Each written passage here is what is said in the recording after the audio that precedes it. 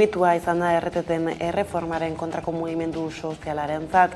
Konstituzioko 59.3 artikulua erabilita erreforma dekretuz onartzea erabaki zuen joan den astean Frantziako gobernuak eta herritar askoren haserrea eragin zuen.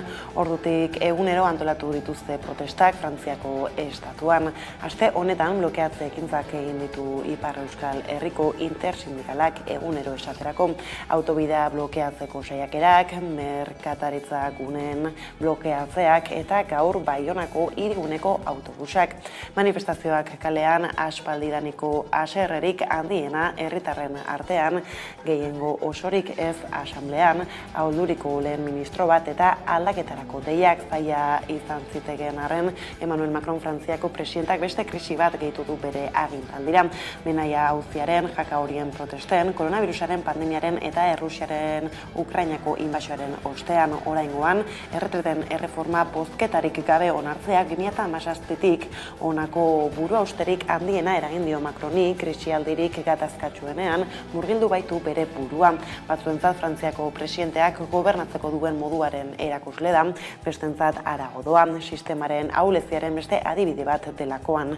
Kasua edozein dela ere Macronek egoera baretzeko beharra ikusi du berriz ere, eta urteotan ohi duen modura saiatu da, kameren aurrean azalpenak eman da. Eskua luzatu du atzera egiteko asmorik erakutsi gabe, adierazi duenez, bortxaz besteko haserre legitimoa entzun behar du gobernuak. Eguerdion guztioi 12 pasata iritsi da gurean gaur magazinari heltzeko unea ostegunarekin mobilizazio egun handia dute gaur Frantziako estatuan eta Ipar Euskal Herrian Emmanuel Macron Frantziako presidenteak bultzatutako pentsioen erreformaren kontra ikusi nola igaro den goiza iparraldean.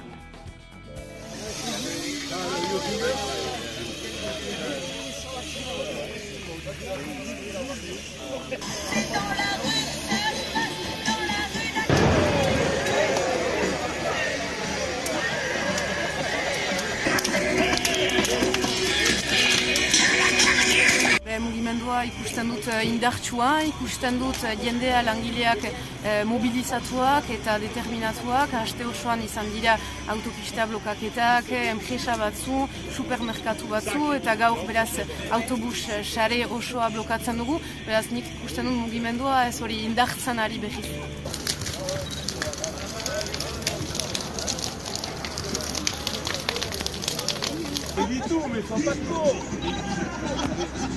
Istentzat egiten dut, ondorengoentzat, aurrentzat, eta gero iruditzen zait frantses gobernuak eta erabiltzen duen argumentazioan, iruditzen zait azken finean gizarte aldaketa bat bideratzen ari dela erreforma erretreta honen bidez.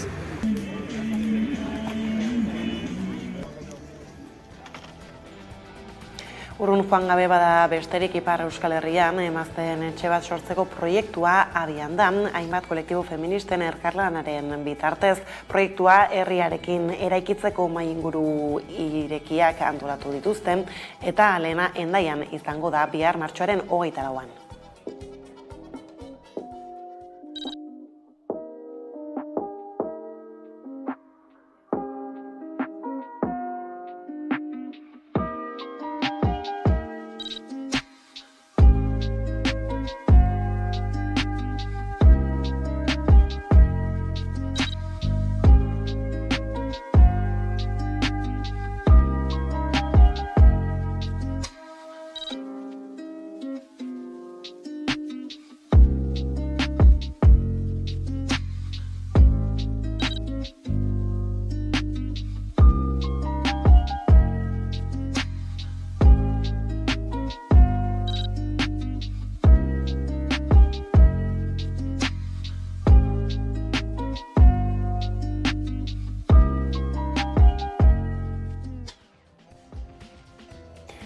Bestaldetik protestak izpide ditugun honetan, Gazte Euskaltzaleen sareak Euskal Herriko Unibertsitateko Euskara taldeek eta ikamak deituta mobilizazioak abiatu dira gaur, 12etan euskarazko hezkuntzaren alde hezkuntza euskaraz izango da lelopean, Hego Euskal Herriko hiriburuetan. Gasteizen da Nerea García kazetaria, kaixo Nerea. Eguerdion. Eguerdion, tira, pasaden astean egindako agerraldian Euskalgintzako eragileek salatu zuten eguneroko ogi bihurtzen ari direla, ustez gaindituta zeuden diskurtso eta jarrera euskara gogoak. Nerea, zein giro somatzen da Gasteizen? Oraindik manifestazioa ez da hasi, baina ikus dezakegu jendea hurbiltzen ari dela, eta 12etan aurreikusita zegoen manifestazioa hastea, beraz laster hasiko da. Eta aipatu duzunez, Gazte Euskaltzalen sareak eta Unibertsitate Euskara taldeak deituta Gasteizen, Bilbon, Donostian eta Iruñean hezkuntza euskalduna baten alde mobilizazioak antolatu dituzte. Hezkuntza euskaraz izan behar da lelopean, hezkuntza prozesua 100% euskaraz egiteko eskubidea bermatzeko neurriak eskatzen dituzte. Aipatu dugunez, laster manifestazioa Gasteizen elurretatik hasiko da.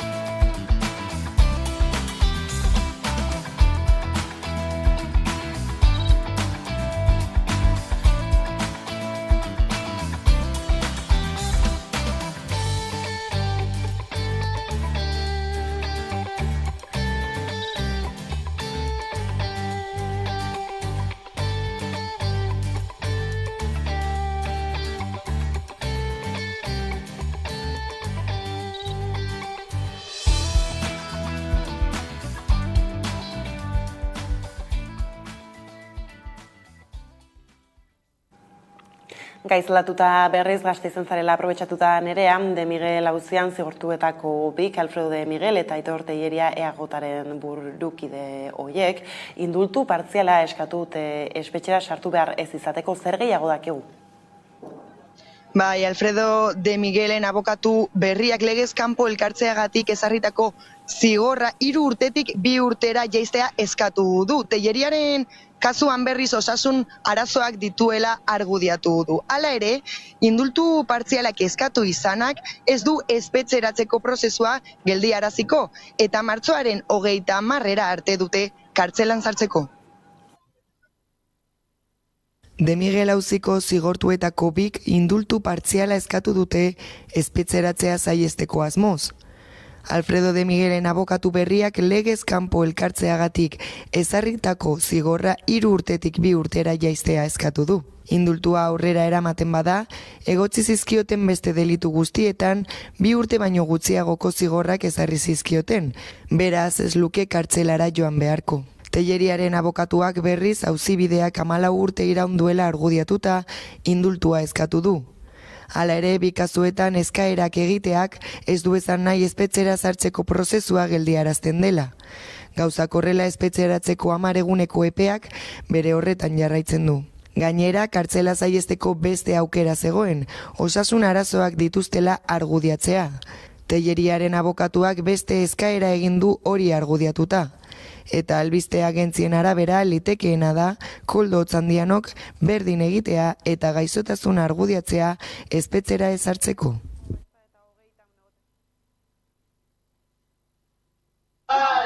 Eta konexioarekin bukatzeko Nerea, Gaztedi taldeko kideekin izan zara, astero inguruko espetxetara joaten dira eta animatzen diren presoentzat entrenamenduak prestatzen dituzte, ezta? Zertan datza ekimenak? Hala da bai, Gaztedi errugbi taldeak 2016an martxan jarri zuen ekimena Arabako espetxean. Astero Zabaiara joaten dira eta bertan entrenamenduak antolatzen dituzte. Ekimenaren xedea da kirolaren bitartez kartzeletan galtzen diren habilidadeak eta baloreak berreskuratzea. Latinoamerikan errugbiak kirolaren bidezko gizarte eraldaketa eta berreziketa ekimena aurrera eraman zuten Argentinako zenbait espetxeetan. Helburu nagusia da kartzeletan galtzen diren habilidadeak berreskuratzea kirolaren bitartez eta era berean errespetua eta beste baloreei garrantzia ematea. Gaztedi taldeak 2016 urtean martxan jarri zuen ekimena Arabako espetxean. Astero Zabaiara joaten dira eta bertan entrenamenduak antolatzen dituzte. Ekimenaren gaur egungo xedea da talde bat osatzea eta kalera ateratzea, ez soilik partidak jokatzeko, ere ikusteko telebistan denok batera edo gamarran zein lakuan. Gure helburu nagusia da denbora librea era positibo batean erabiltzea. Ez da igual justo errugbi egitea, baizik eta kirola egitea eta kirolaren bitartez ikastea errespetua eta beste balore batzu. Ekintza bat hartzea eta ekintza horri tresna erabilera eman eta tresna horrekin bakoitzaren kapazitate edo habilidade horiek balantzea eta era positibo baten. Igual zu gartzelan egoten basar, ez dakizen bat urtetaz galtzen dituzu habilidade batzuk edo egiteko era batzuk eta gu bertara goaz energia berri batekin. Hasiera batean hasi ginen, edo gure planteamendua zen joatea hilean behin, baina eskatu zuten lehenengo entrenamenduan etortzea astero, orduan hasi ginen astero egiten. Ere egiten genuen alde batetik mutilekin eta gero beste aste batzuetan neskekin. Eta ere eskatu zuten, boladak daude, baina orain momentu honetan gaude mistoa egiten. Eta entrenamenduak eramaten ditugu voluntarioak. Eta igual ez dugu egiten errugbiko entrenamendu espezifiko bat, igual justo etortzen direnak ez dakite zer, edo ez dira abiak eta egiten ditugu jolasak, eta ja. Txiago Zabaian, bertako lurra da kantxa bat, eta zaila da. Eta berez hori egiten duguna, hasieran esan genuen, hasi gaitezke pila-pilasekin. Pila-pilasean sartuko dugu baloia, sartuko ditugu arau berriak, pila-pilasekin hasiko gaitezkete pasatzen, baina gero pasatzen bakarrik atzera. Eta soaz eskalonatzen eta ja badaukazu maso menos rugby partidito bat.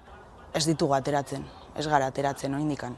Ze beti egon gara hor ateratzekotan, baina eske justo ateratzekotan gondenean izan pandemia.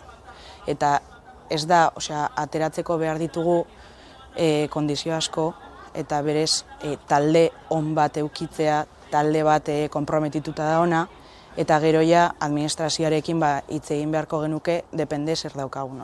Kontatu, hau daukagu, aurre egin dezakegu, baina, klar, eske oin hasi gara kasi berriro. Ondo da, nire honekin hemen utzi behar dugu konexioa, eskerrik asko eta hurrengora arte. Aio, eskerrik asko zuei. Gizartan dagoen arrakaletako bat emantzipatu ezina da, Gipuzkoako Foru Aldundiak berak egindako txosten baten arabera. Azken 10 urtetan hiriburua utzi eta Buruntzaldeko eta Oasoaldeko herrietara bizitzera joan diren gazteak 3.675 izan dira. Testuinguru horretan bizilagunekin plataformak Donostiako hiri eredua aldatzeko premia azaldu du. Azken urteotan gazteen kezka nagusienetako bat emantzipatu ezina da. Gainera demografia adierazleek adierazten dutenez, herrialde garatuetako adin egitura zahartzen ari da. Badain justu Gipuzkoako Foru Aldundiak bizilekoari lotutako gazten mugikortasuna ikertu du. Azterlan horrek 2010-2020 artean, 18 eta 34 urte bitarteko herritarren bizileku aldaketa erregistratuen azterketak emandako emaitza jasotzen ditu. Eta horretan ikus daiteke Donostian esate baterako gutxienez 3.675 gazte joan direla Donostiatik Buruntzaldeko eta Oarsoaldeko herrietara bizitzera 10 urtean. Kasu horietan guztietan Donostiatik herri horietara joandako gazteen kopurua kontrako norabideen leku aldatutakoak baino altuagoa da. Hiribarneko dinamikek ere hiriaren bilakararekin lotura dutela pentsa daiteke, hala nola etxebizitzaren garestitzarekin eta turistifikazioarekin. Izan ere hiri-erdigunetik gertuen dauden auzoek galdu dituzte bizilagun gazte gehien. Ibaetan 203 gazte, Grosen 181, Egian 133 eta Zentroan 99. Testuinguru horretan egoerarekin larrituta bizilagunekin plataformak Donostiako hiri eredua aldatzeko premia azaldu du. Plataformak nabarmendu du hiriaren turistifikazioak eta gutxi batzuen negozia sustatzen oinarritutako hiri ereduak ekarri dutela gero eta donostiar gehiagori ukatza Donostian bizitzea. Kezkatuta daude gazteen kanporatzearen fenomeno esanguratsua bizi dutela iritzita, eta horrek hiriak bere bizigarritasuna eta bere bizia galtzeko prozesua areagotzen duela aintzat hartuz. Horren aurrean turismoaren hazkunde eta etxebizitza larrialdiari amaiera emateko neurri ausartak eta irmoak hartzeko eskatu dute. Oreka sozial, ekologiko eta ekonomikoaren bidetik eraikiz Donostiaren etorkizuna.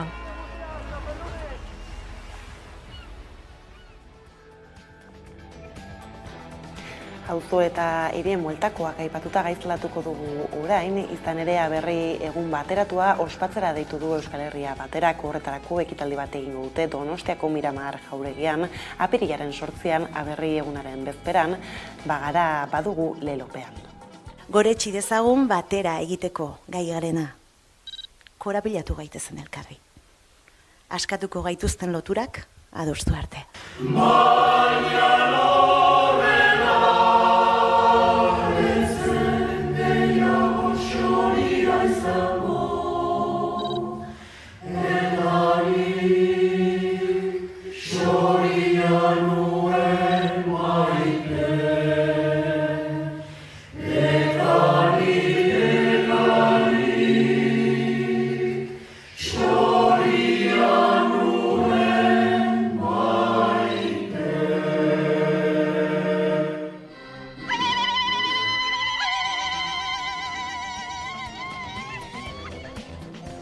Bestaldetik bihar gizakate bat egin dute 8.000 lagunek Euskara Batuari gorazarre egiteko. Ikastolak herriari egitasmoak eta euskaltzaindiak elkarlanean antolatu dute omenaldia. Batasunaren bidean izena jarri diote eta gurean ekimenari heltzeko Nekane Artola ikastolen elkarteko lehendakari ordea dugu kameraren beste aldean. Kaixo Nekane. Kaixo, eguerdion. Eguerdion, tira, hasteko konta iguzu zertara datorren alako omenaldia, ez zergaitik eta nondik dator, egitasmo hau bultzatzeko nahia? Bai, egitasmo honen sustatzaile nagusia Orereta ikastola izan da. Orereta ikastola hartu du 2023ko kilometroak antolatzeko ardura. Eta hastapenetan komunikazio ildoa eta aztertzen hasi zirenean eta lantzen hasi zirenean ikusi zuten Orereta ikastolak 60 urte beteko ditu ere, eta bazala eskerrak emateko momentua. Eskerrak behaiei babesa eman dioten guzti horiei, baina baita ere aitortza 60 urte hauetan egindako lanaren aitortza bat, hor atzean ibili dan jende guztiari. Eta hor aiziala ikusi zuten, orduan ere egin ziala Baionan, Txillardegiren eskutik eta bere taldearen hor osatu zen taldearen eskutik, Euskara Batuaren inguruko lehenengo bilera haiek, Orduan ikusi zuten Euskara Batuarena izan zitekeela ere eskertza eta aitortza hildo horretan sartzeko modu bat. Orduan ikastolen elkartean aurkeztu zutenean ekimena ikusi genuen ekimen horrek izan zezakeela dimensio handiagoa, Euskara Batua Euskal Herri osoan errealitate bihurtu den errealitate bat da, eta gainera ikusten genuen olako zerbait euskaltzaindierekin batera egin hartzala, eta hortik dator ekimena bera. Gero formaletik gizakate bat izango dela adierazi duzue, zer da modu horretan irudikatu nahi duzuena? Alde batetikan irudikatu nahi duguna da, batuak berak, hitza berak adierazten duen batasun hori, batasuna eta kohesioaz, Euskara Batua bada ere kohesionatzailea, eta bestetikan bidea, horregatik batasunaren bidean, bide horretan lanean edo aritu diren Euskara Batua realitate bat izan dadin, nabarmendu diren pertsona horiei gorazarre bat edo, egin nahi diogu. Orduan bi horiek irudikatu nahi ditugu, batasuna eta alde berean eskertza hori. Bide horretan nabarmendu diren horiei. Eta hor, 15 izen aipatu ditugu zerrendatua, baina 16. bat ere gehitu diogu, hor 60 urte hauetan jende asko ibili dalako atzetik, anonimoak eta anonimoak ez direnak, eta auzolanean eta herri ekimenaren bitartez hor aritu direnak, eta horiei ere omenaldia egin nahi diogu, aitortza egin nahi diogu, eta 16. herria bera izango da, Eta aipatzen zuen filosofia horrek, gure artean jarraitzen du, edo nolako osasuna du gaur egun Euskara Batuak berak? Bueno, nik uste dut Euskara Batuak erabat onartua dagoela, ez? Eta ja normalizatua dagoela, ez dakit Euskal eremu osoan, ez? Eta esango nuke gainera, ez? Ikustekoa dela, oso nabarmena dela, ez? Egin duen ibilbidea bai hezkuntzan, hedabideetan, kultura adierazpide desberdinetan, ez? Hori nik uste dut errealitate bat dela eta hori aitortu behar dela. Tokian tokikoari garrantzia kendu gabe, nik uste dut hori ere aitortu behar dela. Urte gutxitan, ez, estandar bat lortzean, nik uste dut goraipatzeko kontua dela.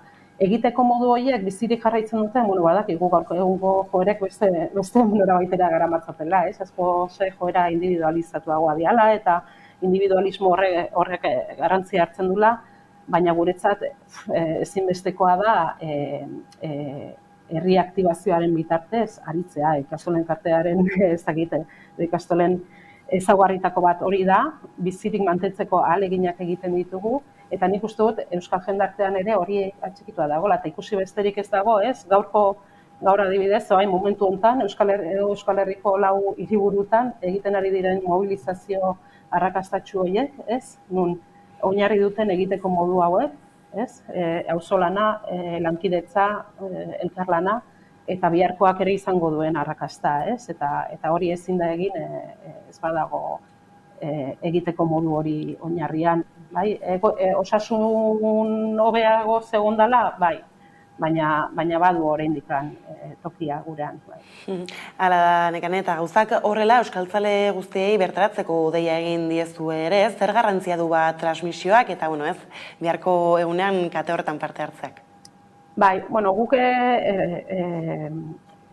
ekimena planteatu genuenean ikusten genuen, zegoelkala, ez, ospakizun izaera bat, aldarrikapen izaera bat, baina baita ere bazekala helburu hezitzaile bat, bai? Ikaslei, ez, Euskara Batua zer da, nundi datorren eta zertarako edo ze lortu den Euskara Batuaren bidez lortu den hori transmititu bertzaielako eta transmititu egin bertzaielako eta horrekin batera, ez, gauzak egiteko modu hori ere transmititu bertzaielako. Eta nik uste dugu, transmisioa eta biharkoak, ez, naiz eta gehienak ikasleak izango dira eta herri guztiari, ez, zabalik egon, nik uste dut generazioen arteko ere, ez dakit, irudie hori ere beharrezkoa dugula, transmisio hori behar bezala egiteko, ez? Eta elkarren arteko, espazioak bilatu, ez? Transmisio hori eman dadin, ez? Eta guretzako, ikastolen elkartean horren inguruan, gure pedagogikoan oinarri bada, bai? Transmisioarena. Hori da, honekin hemen utzi behar dugu konexioa, Nekane, eskerrik asko tarte bat hartzarren gurekin hau konpartitzeko, arrakastatsua suertatu dadila biharko ekimena, beraz horixe, eskerrik asko eta hurrengora arte. Bale, eskerrik asko zuei. Literatura ardatz bakartzela hasi zuen ibilbidea Gutun Zuria Bilboko Letren Nazioarteko Jaialdiak 2008 urtean 15 aldiren ostean literatura sortzeko, banatzeko, komunikatzeko eta kontsumitzeko modu berriak daudela islatuko du aurtengo edizioak. Ere, festivalaz aritzeko Rakel Espartza Gutun Zuria Jaialdiko programazio saiaren arduraduna dugu kameraren beste aldean. Kaixo, Rakel. Kaixo, egunon. Tira, martxoaren 28tik aprilaren batera, 30 jardueratik gora antolatu ditu Bilboko Azkuna Zentroak, dena prest izango duzue. Konta iguzu, Rakel, zintzuk dira urtengo edizioaren berezitasunak? Bai, hori da, dagoeneko 15 edizio ditu jaialdi honek, eta 100 eta milaka pertsona hartu ditu parte edizio bakoitzean. Aurten fikzioan narratiba saiakera eleberria besteak beste zeharkatzen dituen jaialdia antolatu dugu. Eta bertan parte hartzen dute literatura garaikidearen erreferenteek zein egungo narratibaren ahots berriak, ezta. 30 sortzaile, baino gehiago ditugu Gutun Zuriako aurtengo jaialdian, leku fisiko, profesional eta mental desberdinetatik iritzita, eta Gutun Zuria Bilbaori ezaugarri duen aniztasuna ematen diotenak. Izan ere, labur azaltzerik badago, zein da Gutun Zuria jaialdiaren asmoa bera edo helburua? Bai, esan duzun bezala aurten jaialdia idatzi, editatu eta erakurtzearen bidegurutze bat izango da, eta baita ere lortu nahi duguna da literaturaren duen garrantzia berriz nabarmentzea. Liburua lantzeko beste moduak ere aztertzen ditugu eta baita artearekin duen erlazioaz arteko zentro bat gara baita ere. Orduan, adibidez, egiten ditugun tailer ezberdinekin eta artisten publikazioekin. Aurtengo programan bereziki nabarmentzen da argitalpenak modu ez tradizional batean. Gaur besteak beste 28an datorren astearterekin abiatuko da festivala. Angel Lertxundik emango dio hasiera hain justu. Nolakoa izango da ekitaldi hori, ez? Gainera, Kristina Riberarekin batera BBK Gutunzuria Orezko saria irabazi du. Bai, hori da, iaz, sari honen lehenengo edizio ospatu zen Gutunzuria jaialdian, Miren Agurmeabe eta Kalifatidez idazleentzat izan zen saria, eta aurten sariak Angel Lertxundi eta Kristina Ribera Garzanentzat izan dira. Orduan, bereziki pertsona horien ibilbidean balioa jarri nahi da, eta bata hurbilago eta bestea nazioarteko ibilbidekin, ezta? Pasadan martxoak 27an sari banaketa egin genuen, eta jardunaldi, solasaldi bat egin genuen arratsaldean Kristina Ribera Garzarekin eta Isabel de Naveran idazlearekin. Eta oso solasaldi interesgarria eta polita ospatu genuen. Eta orain Angel Lertxundiri tokatzen zaio, Adan Kobaces idazlearekin inauguratuko duela aurtengo Gutunzuria jaialdia. Ziur oso solasaldi polita eta interesgarria izango dela. Ziurrala izango dela bai Rakel, eta bukatzaldera goiko egitaragoaz aparte bestelako jarduera osagarri batzuk ere prestatu ditu Azkuna zentroak. Zer azpimarratuko zenuke hor? Bai, aurten obra performatiboak, tailerrak eta kontzertu bat prestatu dugu jaialdiaren inaugurazioarako, Angel Lertxundiren hitzaldiaren ostean, hain zuzen ere Leon Benavente taldeko kide bat, Abraham Bobaren Esto no es una canción ikusentzunezko ikuskizuna jaialdia da, abian jarriko duena. Bai. Orduan, itxaroten zaituztegu kontzertuan eta jaialdian. Sarrerak oraindik daude eskuragarri web orrialdean, eta nahi baduzue, Azkuna zentroan informatzen dugu jaialdi osoz. Ondo da, Rakel, mezua zabalduta, herritarrak gerturatu daitezen, ziurrenik arrakastatxoa suertatuko da gainera, beraz, informazio guzti honekin hemen utzi behar dugu konexioa, mila esker eta hurrengora arte. Bai, mila esker zuei. Eta kulturarloko kontuekin jarraikin, laster bueltatuko gara eguneko elkarrizketa nagusiarekin izan ere, gaurkoan Xabier Amuriza izango dugu gurean.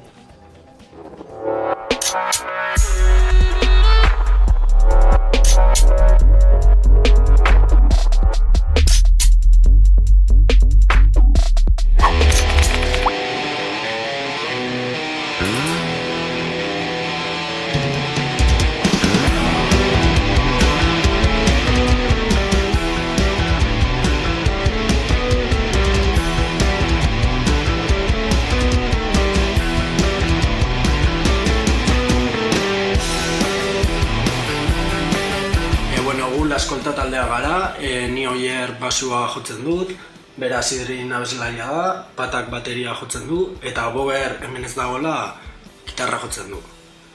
Eta hemen Lizarrako talde bat gara, eta...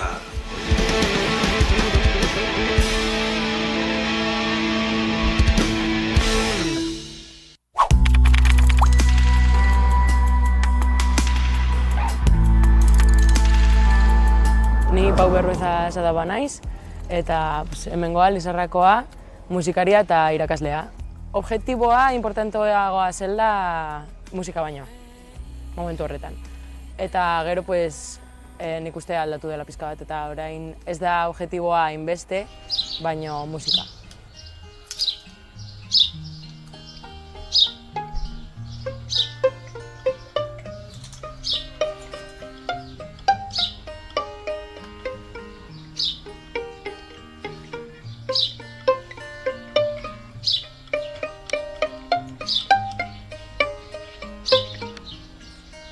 Isiltasunak nontzauren galdetzen dit,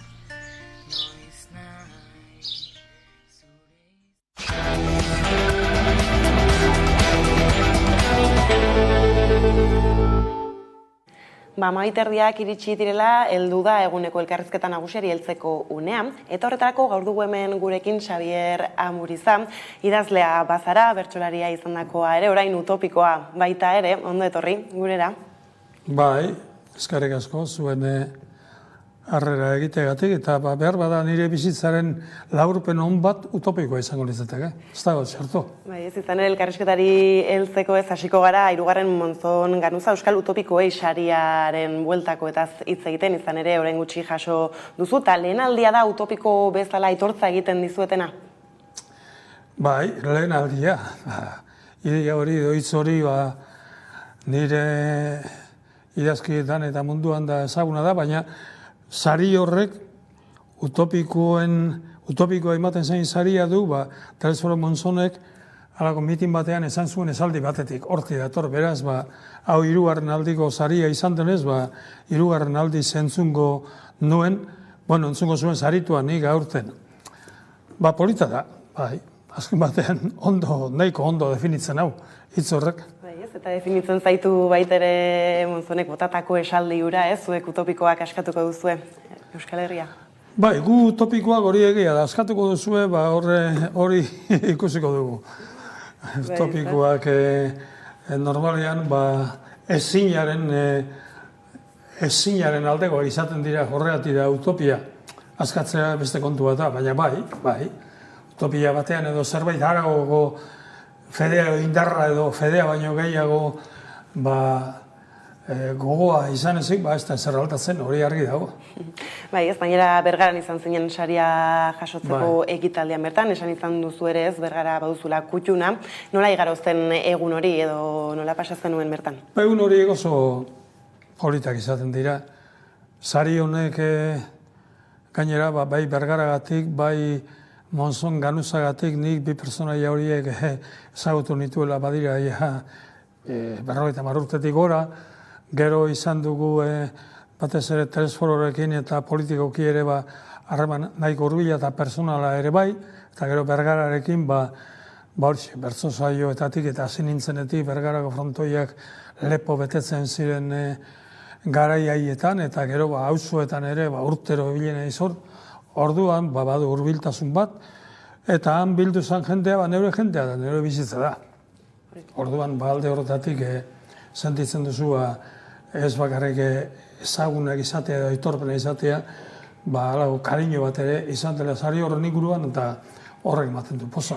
Baina sariaren oraintxe esan duzu, eta sariaren karietara ere aipatu izan duzu nola ezagutu zenituen Ganuzta eta Monzon bera.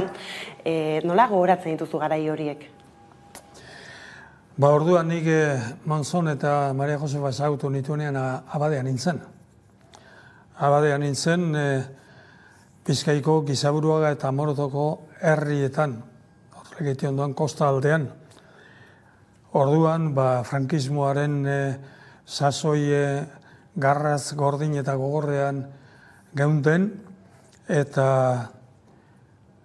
garai nola gogoratzen ditudan, gaztetasuna ilusioa, utopia ere bai, izango zen tartean, idealismo handia, eta Abade moduan, orduan, indar handia geneukan Abadeok, askoz gehiago ere baginen, oro har, eta orduan naiz eta minoria bat izan, Abade nolabait errebelde izeneko haiek Bizkaian gogor taldea izeneko mugimendua sortu zuena, minoria bat ginen, gutxiengo handia ginen, asko ginen.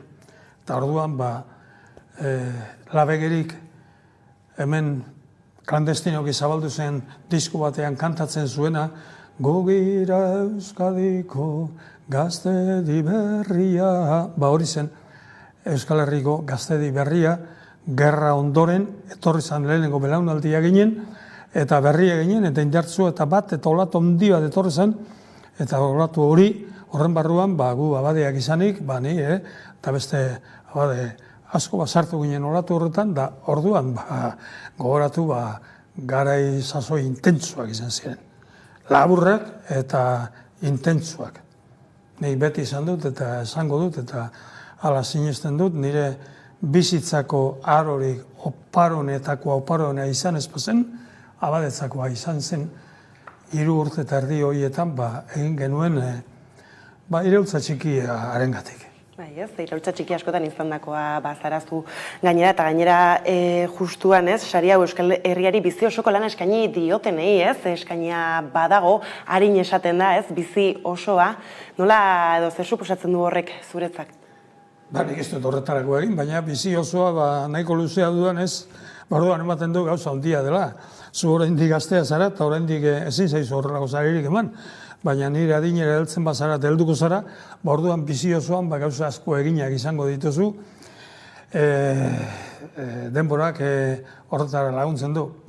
Ni seminarioan sartu nintzenetik eta 16-17 urte ingurutik rebeldia zen hori eta kontestazio zen hori eta Euskal Herriaren pizkunde horretan abiatu nintzenean, bai kulturalki, politikoki, sozialki, bizi guztia fronte horietan eraman dut, zer esanik ez gero kartzelak urteetan eta bar, orduan ez ni oso valientia izena izalako, baizik belaunaldi bat etorri zen belaunaldi indartzu bat, eta ni horren indarraren barruan neure indartzu sentitzen nintzen, eta lagunak eta asko ginen, naiz eta egurra emateko ere zegoen gutxi.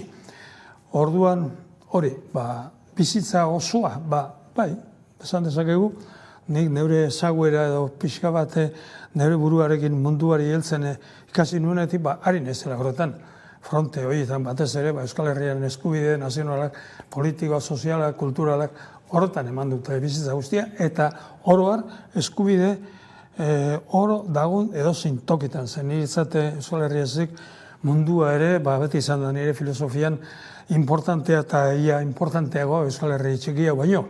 Munduaren izaera, gizakiaren izaera, egoera, oraingo egoera, historia, horrek guzti horiek.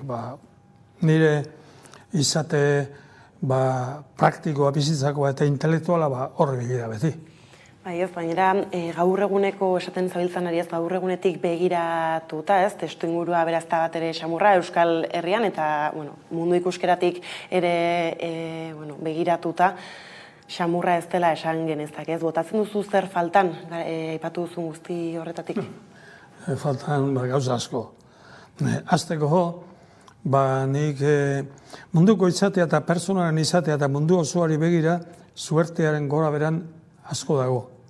Nun sortu zinen, nun hasi, nun bizizaren, eta alde horretatik nik ohartzen naiz, egia da, mundu osoari begiratuta, ni toki privilegiatu batean sortu nintzela da bizi naizela. Munduaren panorama osoari begiratuta, hemen arazo handiak badira, arazo batez ere batzuk eta sektore sozial batzuk eta hori guztia badago, baina beste munduari begiratuta askotan pentsatzen dut eta etxean ere komentatzen dugu, han jaio izan bagina, hor jaio izan bagina, han eta han, hor, han asko dago. Munduri gehiena da, holako gu baino problema handiagoetan bizi dena. Orduan, gizateriaren, gizadiaren izatea, niretzat alde batetik eta naturaren abera, nahiko decepzioa da. Hola da, naturari ezin zaio ezer kuestionatu alperrita, baina natura ez da miragarria. Natura oso gorra da, natura krudela da. Miragarria ere bada, sortea izan dugunok, naturan ibiltzeko, nahiko eroso ibiltzeko sortea izan dugunontzat, natura ederra da. Baina munduan milioi gehienentzat, natura ez da bateren miragarria. Oso gorra eta violentua da. Bai, ez da, gainera, halakoi aurre egitera bidean, edo behintzat halako ez konturatzeko, eta alden enean, buelta bat emateko azalduzu nola ez, beste garai batean lagun artean, eta zuere ez, horren parte izan zinela nola gogoak eta bazen pultsua horri heltzeko nola ikusten duzu edo dituzu gaur eguneko belaunaldiak? Ni gaur egun pixka bat mundutik aparte bizi naiz. Orduan adinen, aurrera noa, eta laster 82 urte egingo ditut, orduan ni konturatzen naiz nire adinaren ze arotan nagoen, zenbat falta zaidan, asko ez, gaizki bizitzeko asko, baina ondo bizitzeko gutxi, falta zait. Orduan, oraingo belaunaldietan da, nola erretiratu ere banagoen, jubilatuen konzentrazioetan, da manifestazioetan, da horre biltzen naiz, baina neurea antzegoen artean. Beste mugidak ez ditut, orain naiz ibiltzen. Helen, gehiago bertsolaritzaren bilenean, gazte artean, nagusien artean biltzen nintzen da. Orain ez, eta hain zuertez, pixka bat kontzientek ere, bai? Bueno, nik egin dut egiteko, egin beharrekoa, eta orain konponde zuek, eta azken batean, mundua joango da joan behar dugu moduan, eta aldu moduan, baina nik hor sartu, ohartu eta sufritzearekin ez dute zer aportatzen. Orduan, azken urteak nahi ditut, pixka bat lasaitasun poskor baten barruan bizi. Osasunak orain arte nahikoa lagundu dit, ez da suerte txikia hori ere suertea da handia, zen egin guruan, ni baino gazteagoak asko ikusi ditut, joaten eta gaizki daunak. Orduan, pixka bat suerte hori baliatuz, bizi nahi ditut azken urteak, eta eginez aldudana idazten dut, ibiltzen naiz, deitzen diaten tokeetan, baina orain askorik ez, adina aurrera doa, eta adinak ez du barkatzen, eta ni horregatik naiz tristeago bizi. Ni behar bada ondoen, oraintxe bizi naiz, ardura handirik gabe. Ze personak zu bezala, eta beste asko bezala lanean ari denak, lana bere baino ardurak eta harremanak gehiago nekatzen eta ondatzen du persona lanak bera baino. Harremanak ondo joatea lantokietan oso zaila da. Eta ardurak, hoiek nekatzen dute burua, ni hoietatik libre nago, laguna nahi ditu, joaten naiz, aurkitzen ditut, ardura handirik ez dagoat, osasuna oraindik nahiko ona daukadan adinerako, zer nahi zu gehiago, horixe, pare bat 3 bat urte honela bizi alba naiz, horixe da nik aportatu dezaketan handina. Eta bitartean, idatzi zerbait hori, eta hor utziko dut, baina gehiago ezin dut egin. Eta hor, tarteka bertsolaritza ere aipatu duzu eta sariaren bueltan, zure ibilbidea esan bezala harinago, luzea izan da, aipatzeko agian egunak ere beharko genituzke, eta hor, bertsolaritzaz, bertara, eraman zenuen iraultza aipatu izan da, Monzon Ganuza sariketan, eta aldaketez ere aritu garela ez, bertsolaritzak berak ere aldaketak asko izan ditu azken hamarkadetan, nola bizi izan dituzu ez dakit esaterako, azken txapelketak eurak edo aldaketei nola iristen diezu? Hortik ere nik bertsolaritza utzi nuenean, bateko bertsolaritza utzi nuenean 2006an utzi nuen, beraz duela 7 urte, mundu hortatik ere pixka bat urrundu naiz, ez erabat eten, etxean ere badutala bat ere bertsolaria dena, idazlea dena, beraz emaztea ere Bizkaiko bertsozale elkartean ibilia da. Orduan, baina nego hortik aparte, pixka bat hortik apartatzen saietu naiz, ni abadea ere izan nintzen, orain hortik aparte nago, preso ere izan nintzen, hortik zorionez aparte nago. Ez dut hainbeste jarraitzen, baina bertsolaritzaren ibilbidean, ni hasi nintzenetik nik utzi nuen arte, hor egundoko gizartearen ere aldakuntza handiak izan dira, aldakuntza handienetako bat, izango zan segururik, ni hasi nintzenean, eskolatu ia bakar samarra da karrera bat egindakoa nintzen beste guztia ziren, langileak edo ez ziren nolabait karrera dunak, orain, unibertsitatetik pasatu iztanik ez dago.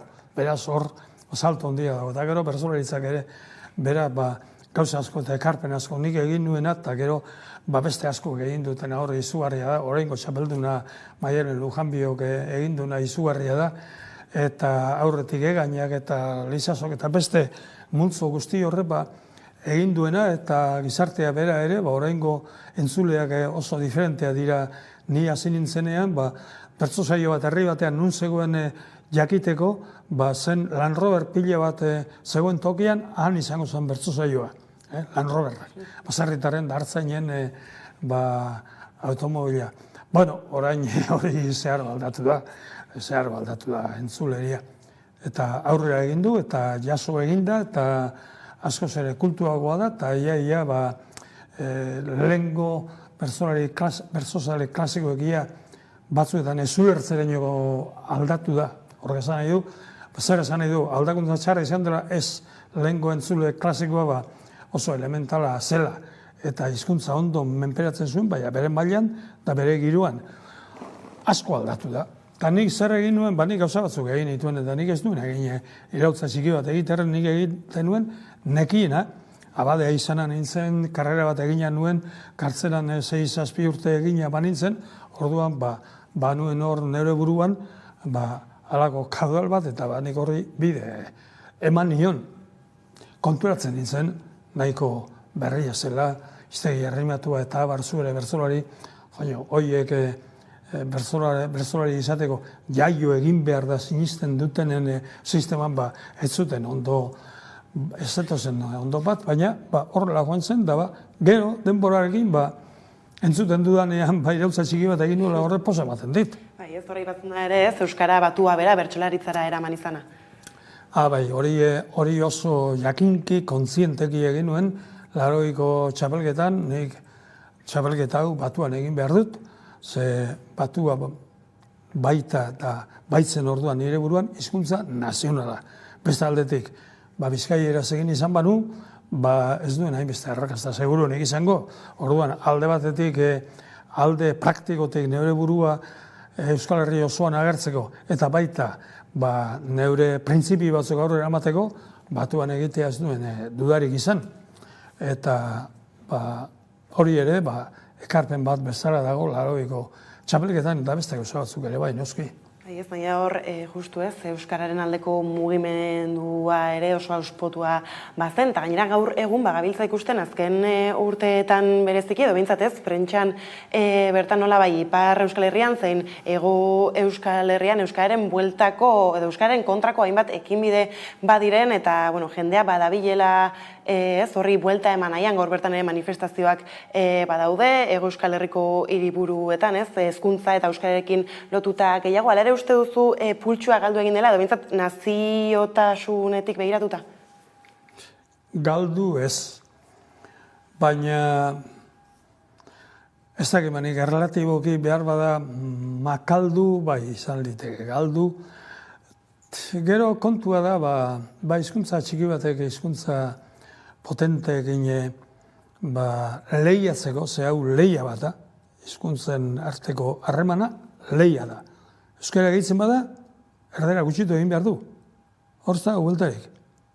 Baina erdarak eta euskaldunek erdaraz dakitenek arlo hori gutxitzeko erabaki bat izan behar du, borondate bat izan behar du, ez bakarrik borondate politiko, borondate personala, orduan hizkuntza bat menderagarria, fluido samarra, euki behar du erreminta bat funtzionala, eta orduan oso zaila da kompetitzea. Orduan orain nola dago, nik ez dut esango, askotan esaten da pesimismoa eta optimismoa eta horiek sentsazio subjektiboa dira.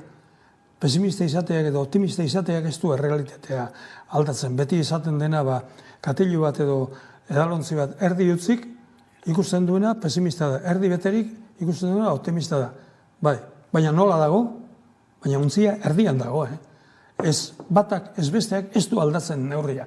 Orduan, hizkuntzari buruz, nik ez dut etorkizun esplosibo baikorri ikusten egia esateko, ze hori da iztunen, orain ez dago debekatuta euskaraz egitea, orain nahi duena egin dezake, baina ikasi behar du alegina eta da hizkuntza bera ere zaila da, eta hizkuntzaren problemarik handinetako handitzat aditza simplifikatzen ez bada, gurea, hizkuntza honek etorkizuna oso murriztua izango du, da, gauza asko daude, tresna berak ere baditu, orduan, eta gero borondatea, nahi duenak egiten du, da nahi ez duena ez dago zertan egin, beraz, nahi dutenak gehiengo ez bada, ezin du hizkuntza hegemonikoa izan, orduan, baina nahi dutenak egongo dira beti. Beti. Badaude, baina nahi dutenak, da praktikatzen dutenak gutxi dira. Eta, belaunaldiak joan ala, ikusten da, ikasten da, akademikoki eta zerbait baina gero, eta hizkuntza hitz egiteak darabile, idazteak ez du hizkuntza salbatzen. Idatzi daiteke sekula baino hobeto, baina hitz egin sekula baino gutxiago edo gaizkiago. Latina desagertu zenean, Erasmusek eta Newtonek eta Descartesek eta latinez idazten jarraitu zuten, eta baina galdu zen. Orduan, nik ez nuke esango galdu denik, nik uste du mugimendua makaldu pixka bat egin dela Euskararen aldeko, batez ere, borondate personala, politikoa, ez politikoa badago eta diskursua eta hori badago, baina iztunak edo baskoak, zen euskaldunak eta baskoa daude. Baskoa bai, Euskara 180 alde dago, baina alde goteak ez duen zer balio erabiltzen ez baduzu. Orduan, hor utziko dut. Parran utziko dut, nik orain 40 urte edo 50, sentimendu indartzuagoa bazeuden, baina egoera motelagoa zen, makalagoa zen, hizkuntza tresna aldetik, eta orain behar bada gauzak tresnak eta hizkuntza bera hobetu da, baina hiztunen eta populazioaren borondatea behar bada, erlatibizatu da, eta orain nahi duenak egiten dut, eta nahi ez duenak ez, nahi ez bada amaituko da, hori harri dago. Ez da Euskara Batuaren filosofia bera, edo sorreratik lortu nahi zen horri begira uste duzu, agian ere badela faltan, ez dakit ez, protesta bat baldin badago Baionan, aztertak euskaraz egitearren, adibide bat jartzearren, ez dakit Bizkaitik autobusak bertaratu beharko liratezke. Bai, hori horrela da, baina protestek ez dute hizkuntza bat ere egitzen. Protestak egiten dira zerbait ahul makal dagoelago. Hemen Bizkaitik autobusean ara doazenak ere bueltan erdaraz egiten badute eta autobusean joan etorrian erdaraz egiten badute, ez dute zer aportatzen. Hemen joan behar duzu kalean, da zenbat dira hizkuntza hau darabiltenak. Maite dutenak ere ez. Kanta batean, idatzen nuen hori, maitan ezazu gutxiago, mintzan ezazu gehiago. Hori da kontua. Hemen maitasunak ez du Euskara salbatuko. Orduan, borroka dagoenean eta egin behar da, eta hor eutzi behar zeio dagoenari, baina egiten dira, hainbeste gauza egiten dira Euskararen alde, baina gero erabilera ez da hainbestean ikusten. Orduan hori da kontua. Eta erabilera zabalduko da, nagusituko da, ez dakit, bizi dudan azken urteetan, ez dute somatzen goraka da hundirik, alderantziz toki askotan beheraka ikusten dut.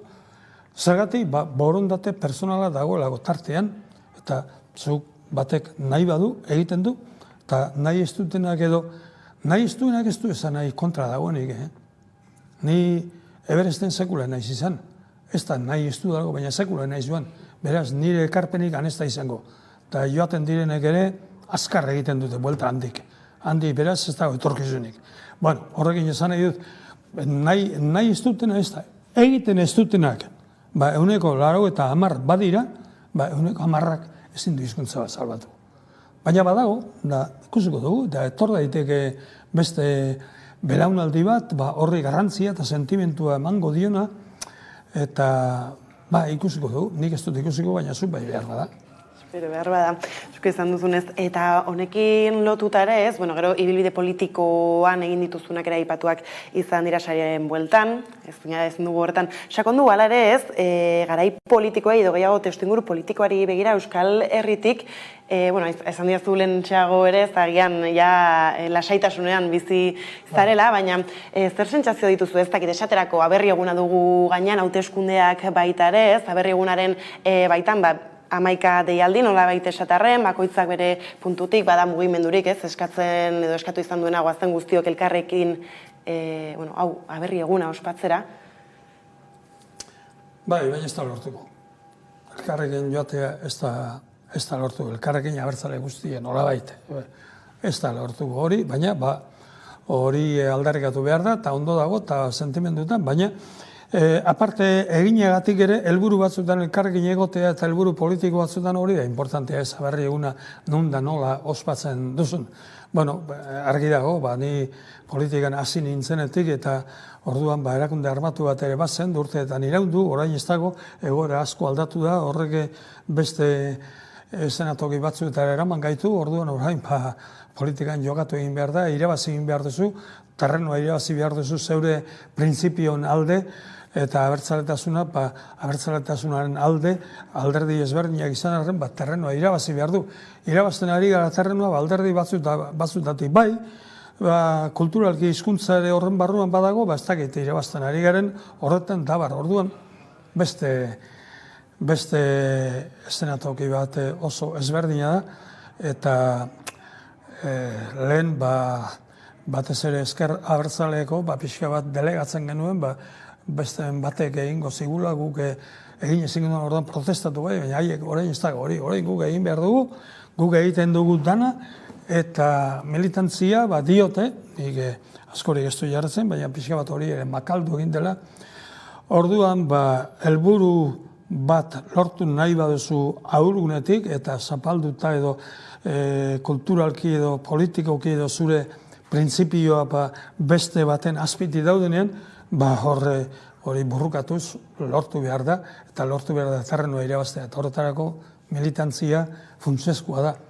Nik entzuten dut militantzia pixka bat makaldu edo dibertsifikatu egin dela, eta orain beste helburu asko ere badaude tartean, da munduko panorama jokalekua asko aldatu da, eta hemen lehen gu ginen, baina orain hemen ez dakit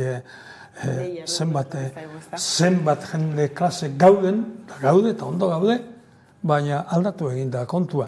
Beraz, orain terrenoa irabazteko, ez da bakarrik pixka bat lehen simbolikoki protestetan, manifestazioetan, militantzia hola esplosiboetan ikus, orain eguneroko lanean terrenoa irabazi behar da. Hor irabazten guaz? Bueno, galtzen nik uste ez dut uste guazenik. Galtzen ez dut uste guazenik, baina asko da irabazi beharrekoa. Bai, ez da, eta Alen Xago ez, aipatuzu rapaiz mugimendua, kultura zaitu gara, euskaraz, eta, bueno, ez, hasieran kontatu duzu, laburra aipatugu, nola ezagutu egin zenituen Josepa Ganuza eta Telesforo Monzon. Bukatze aldera, Xabier, nola uste duzu ez, hartuko luketela jakitea, ez, harremana izan eta gero, alako sari bat esku hartan duzula. Haiek pozik, bai, nik Telesforo eta Joseba zagurdu dituen. Bueno, gero onelako fundazio bate, ematen duenean, pixka bat danak ere, pozik egiten ni horre posten hau. Nik esan nuen ere hitzalditxo erdi improvisatuan ere, ni orain onela hasi nuen hitzaldia. Zoriona da ideia komertzial bat. Nik poza nahi dut. Da orduan, hori zen, poza ematen du, horako fundazio batek, aukeratu zaituenean, zure izena ahotan erabili zutenean, suposatzen dut, eta suposizio hori egiazkoa da, kariño bat ere badagoela, eta nego zan jende guztia, ez bakarrik aitormen bat egin zidara, kariño bat ere badago. Telesfororen aldetik eta Josefaren aldetik, nire ganako kariñoa egon zen, da beraz, orain ere egongo da, dauden lekutik. Eta han bildu zen jente ere, orduan ni horrek posten dago. Aitorpenak eta arro egotea, nire arrotasunak orain ez dit ezer ematen. Nik orain behar ditut, motibo pozgarriak, eta hori poza handi bat izan zen, eta gero eguneroko poz-txikiek hoiek bizi naute, eta nire ideologia, orain horretan dago ideologia personala, poza eta suerte hona egin jarraitu, eta hori. Eta gero neure ideietan, eta neure errebeldian, hasi nintzenean, baina errebeldea naiz intelektualki, baina adin badaukat, eta nik orain ezin dut errebeldia hori praktikara eraman borrokan eta baina intelektualki bai. Idatzitakoetan ikusiko dugu errebeldia hori. Bai, ikusiko da, beti ikusiko da nire idatzietan errebeldia. Hori da, lasaitasun hortan pozik jarrai dezazula, mil esker. Hau da, poz bat gehiago, zuek deitzea, Maika Telebista deitzea, Horan deituko zaitu. Beste poz bat da, niretzat, bai. Oso no, horixe, Xabier, mila esker gaur gurean izatearen, gurekin tartetxoa konpartitzearen, urrengor arte, orduan. Eta orain jarraian solasaldiarekin bueltatuko gara, ez zaitezte urti joan. Maus, komikiagintzaren historian dago liburu garrantzitsuenetarikoa euskaratu du Astiberri argitaletzeak. Itzultzaile lanetan Julen Gabiria ibili da, eskarmentu handia du sortzaileak. 20 urte egin berri ditu itzultzaile lanetan. Lehendabizikoz baina komiki bat euskaratzea egokitzen diotela eta erronka izan dela aitortu du Gabiriak. Batetik, komikien mugengatik orrialdeko purua, irudiak eta binetak, eta bestetik, Maus mugarri izan zelako bere momentuan. Eta klasiko bihurtzeko bidean dagoelako. Dena izan da berria, zentzu horretan. 20 urtez liburuak itzultzen, prosa eta prosa daukan, baliabide eta muga eta dena delakoekin, baina horretan ez da, eta hau izan da salto egitea esparru batera, orain arte probatu gabekoa, neukana, bisuala, binetak eta ez hori bakarri baizik. Komiki komikigintzaren historian dagoen seguruenik libururik garrantzitsuena. Mugarria izan zena bere momentuan eta jarraitzen duena apurka-apurka klasiko bihurtzeko bidean, ez? Eta horren jakitun izatea ere bada apur bat norberak bere buruari jarritako presioa. Igarri egiten duzu gainera jentea zai dagoela, jenteak espektatibak dituela, normala da, jente asko irakurri duen liburua da. Pulitzer saria lortu zuen Mausek, komiki bati emandako aurrenekoa eta bakarra. Maus, nazien sarrazki esparrutatik bizirik irtendako judu poloniar baten biografia da. Art Spiegelman komikigileak bere aitak bizitakoa komikira eramaten du.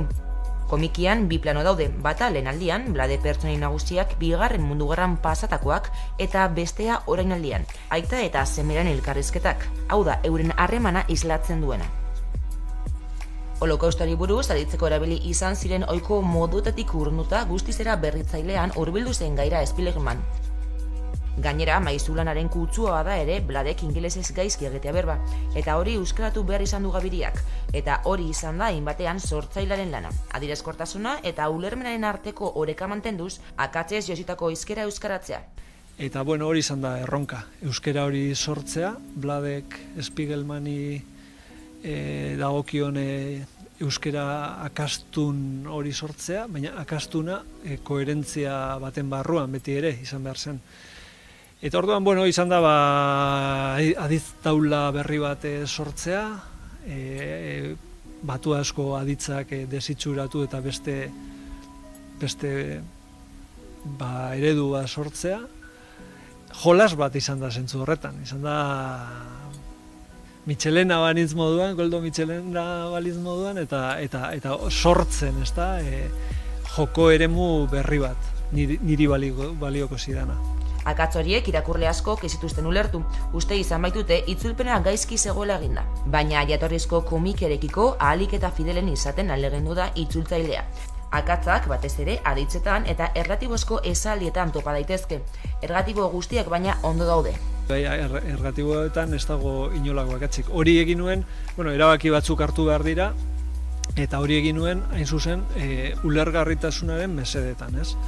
Gauza bada jatorrizkoa errespetatzea, eta jatorrizkoan Bladek txartu egiten du inglesez, baina gero beste aldera ere begiratu behar da, irakurlearen aldera, eta nik oso argi neukan, bisualki sartzen zaio moduan komiki hau, testua ere berehala sartu behar zitzaioela begietatik, eta ez eragin inungo burua usterik ulermen aldetik. Orduan, ergatiboak behintzat ondo egiten ditu Bladekek, beste guztia gaizki.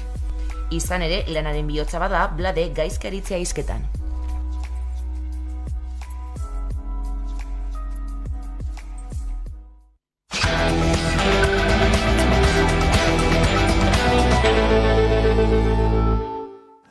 Ordu bata pasata iritsi da eguneko solasaldiari heltzeko unean, eta horretarako gaurtu hemen nirekin Albo Banatan Zurine Rodriguez eta Ibon Meñika, onde dorri.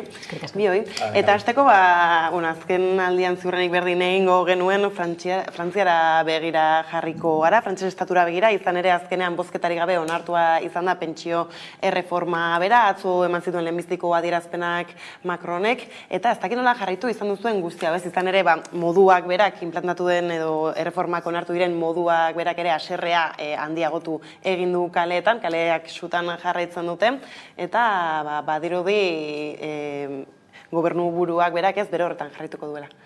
Bai, justuki ez, pasaen astean ibatzat etorri nintzela, boskatzen zen egunean, ez? Eta pixkat zeuden estenatokiak astartuta esaten genuen, ez dugu uste atrebituko denik dekretuaren bitartez aprobatzera, eta justuki hemen zedakaguna da dekretua, ez? Eta dekretua, importantea da asaltza zer dan dekretu bat, ez? Dekretua da parlamentutik, parlamentu gabe erabakitzen dena.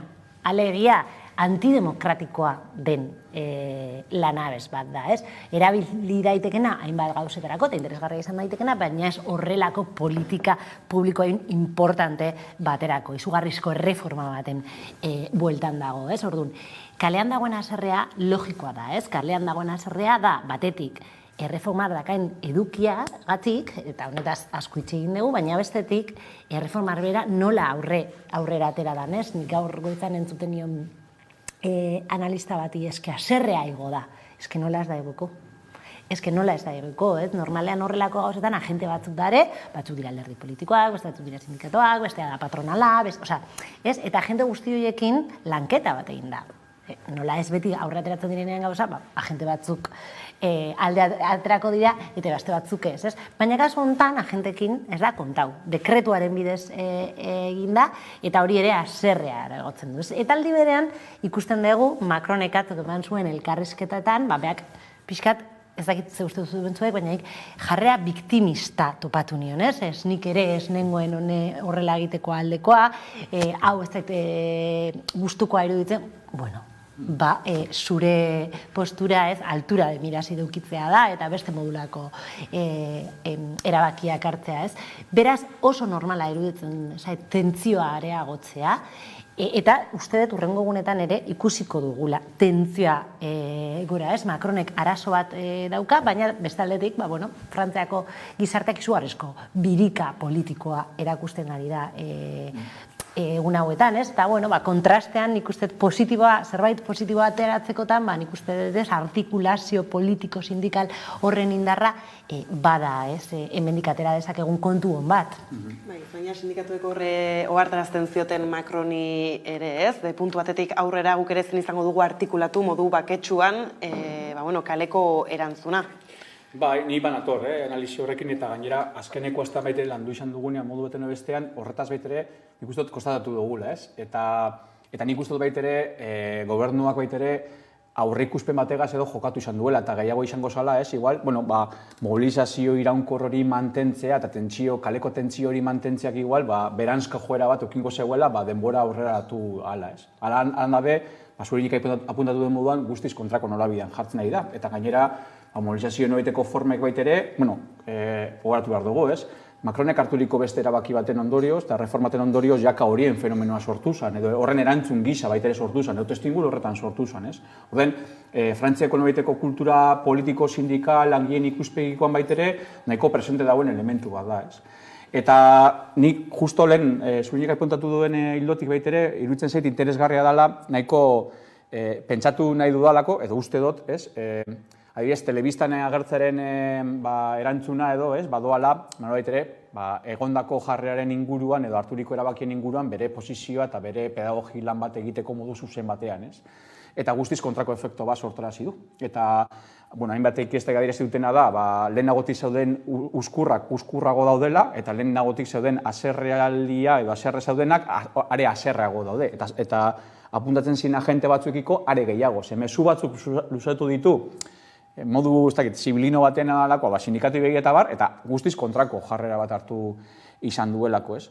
Eta niri utzei aztena da, ni bat nator, formek edukia baitere balintzatzen dutela, eta goeratu behar dugu baitere, aste honetan, mozio biokin dituela, bat oso gitxi gaiti baitere salbatu izan duela, eta eztabaidarik gabeko erabaki bat hartu izan duela, ez? Eta nola baitere, islatu nahi izan duena da, hemen zeuden bi egoera, edo reforma hau, edo ondamendia, edo kaosa, eta ja hartu da erabakia, beraz, jar gaitesan urrengo urratxean edo urrengo egoeran pentsatzen, ez? Eta konturatzen ari da, edo, nik uste dut realidak erakusten ari duena da, jende ez dagoela eskema horretan. Berak markatu nahi duen noideko markoan ez dagoela, ez? Orain ez da edo hau edo eserrez. Ez, jende esaten ari gatzuna da, ez duela onartzen horrelako reforma bat, eta egindako bitartekoekin, ez? Eta hor nik uste dut, ikuste beharreko dagoela baitere, pentsatu nahi dute, igual, ze beste aliantza eta ze beste jokabide batzuk, ez? Ikusi izan ditu, eta mozioan ikusten nahiko lagin handi bat izan zaiola berarentzako, eta ikusten nire beste gai batzuekiko bestelako aliantza batzuk egiteko bokazio bat, ez? De hecho, incluso, lehen ministeria mandato hori bideratu dio, ez? Eta hori mantentzeren alde hor jarri du lan hori egitera, ez? Orduen, oso egoera komplexu baten aurkitzen da, baina batez ere, hartu izan dituen noiteko politikek hartu diko erabakiek nori egiten dio mesede, nori ez, eta gero hartu dituen formetan baitere nola plazaratu du. Orduen egoera hori oso konpulsoa da momentu honetan. Baina zentsura mozioa bera ere 9 bozkagaitik bakarrik gainditu egin du Macronek eta badabil eta jaka horiek ere aipatu dituzura, ez krisiak gehitzen eta gehitzen ez dakit. Asamblearen egoera berare oso desegonkorra bada, ez dakit hor atera biderik ere izango duen Macronek urrengo hauteskunde batzuetara begira. Hortze badago krisi politikoa, ez da, hauteskundetaz hitz egin zan, eta aukera hori badago, ez? Bera bazeukan aukera, ez? Erreforma eskumarekin ateatzeko eta erabakizun dekretuaren bitartez egitea. Nik ez dut uste hau kasualidadea denik, ez? Nik ez zuten nion badakiri, ez? Ez du kontrolatu euki zezakeen ondorioa, etza Macron zara, dinote, izugarrizko gabinete bat daukazu, eta nik uste dut, eta gainazuk esan dutzuna, ez? Frantziako borroka sindikala, ez da berria. Horrelakoak ikusitzen ditugu orduan, nik bai uste dut, bere neurriak eta bere balorazioa egin dula, gogoratu behar dugu, ez? Macronek azken boladan neoliberalismoaren aldeko politikak hartu ditula, beraz, nahiko koherentea da bere politikak ikusita, ez da patinazo bat. Gero beste gauza bada, orain erabiltzen arian estrategia komunikatibo politikoa, ez? Eta nik ez detuzte ere kasualidadea denik biktimismoaren jarrera hartzea, nahiko judu kristaua gainera, ez? Nik honetan topatu naiz, ez? Beste modu bat egiteko aukera izango banu egingo nuke, ez detuzte. Ez dut benetan uste den Macronek sinesten duela erreforma hontan, benetan uste dekretuaren bitartez egiteko apostua egin dula, eta orain marko komunikatiboa bere alde jarri behar du eta jarri nahi du. Eta horregatik eman duen elkarrizketa, eman duen tonotan, bidalitako mezuetan, eta nik uste kalean ikusten ari garena, espero zutela. Espero zutela. Eta horrengo egunetan ikusiko dugu zenolako markoak jartzen ari direla, ez? Zeren berak eman dut bi titular, bada biktimismoaren titularrena, baina beste titularrena da violentziarena, ez? Pero mai gainean jarri du. Mobilizazio baketzuak bai, baina kontuz violentziarekin. Ari da sortzen violentziaren erantzukileen markoa, ez? Eta niri ez zaita arraroa iruditzen, urrengo egunetan Macronek ateratzen bada esaten sindikatuen kulpa dela ikusten ditugun lizkarrak, eta eskatzen sindikatuei kondena, jarrera, ez? Eta hau markorri bere alde egin, ez? Orduan, ez dut uste Macronek kontrola galdu duenik, uste dut, politikari hon bat bezala sostengatzen ari dela tentzioa bere alde egiteko. Ez, bero beste gauza bada, kalean gertatzen dana, eta benetan Frantzian dagoen haserre hori nola islatzen da, ez? Baina kontuz ibili behar gea, ez, Macronen biktimismo hori erosten, ez? Baina horre esaten duzunaren arira, protestak badira eta grebak baita ere, ez? Izan ere, izan dira titularren lafindegietan ez, arazoak badiren, beraz, blokeatzek badute eragina, eta hortik agian Macronek ere heldu aldi esateko, ez? Gasolinarik ez baldin badaukazu nire errua ez da. Bai, eta gainera,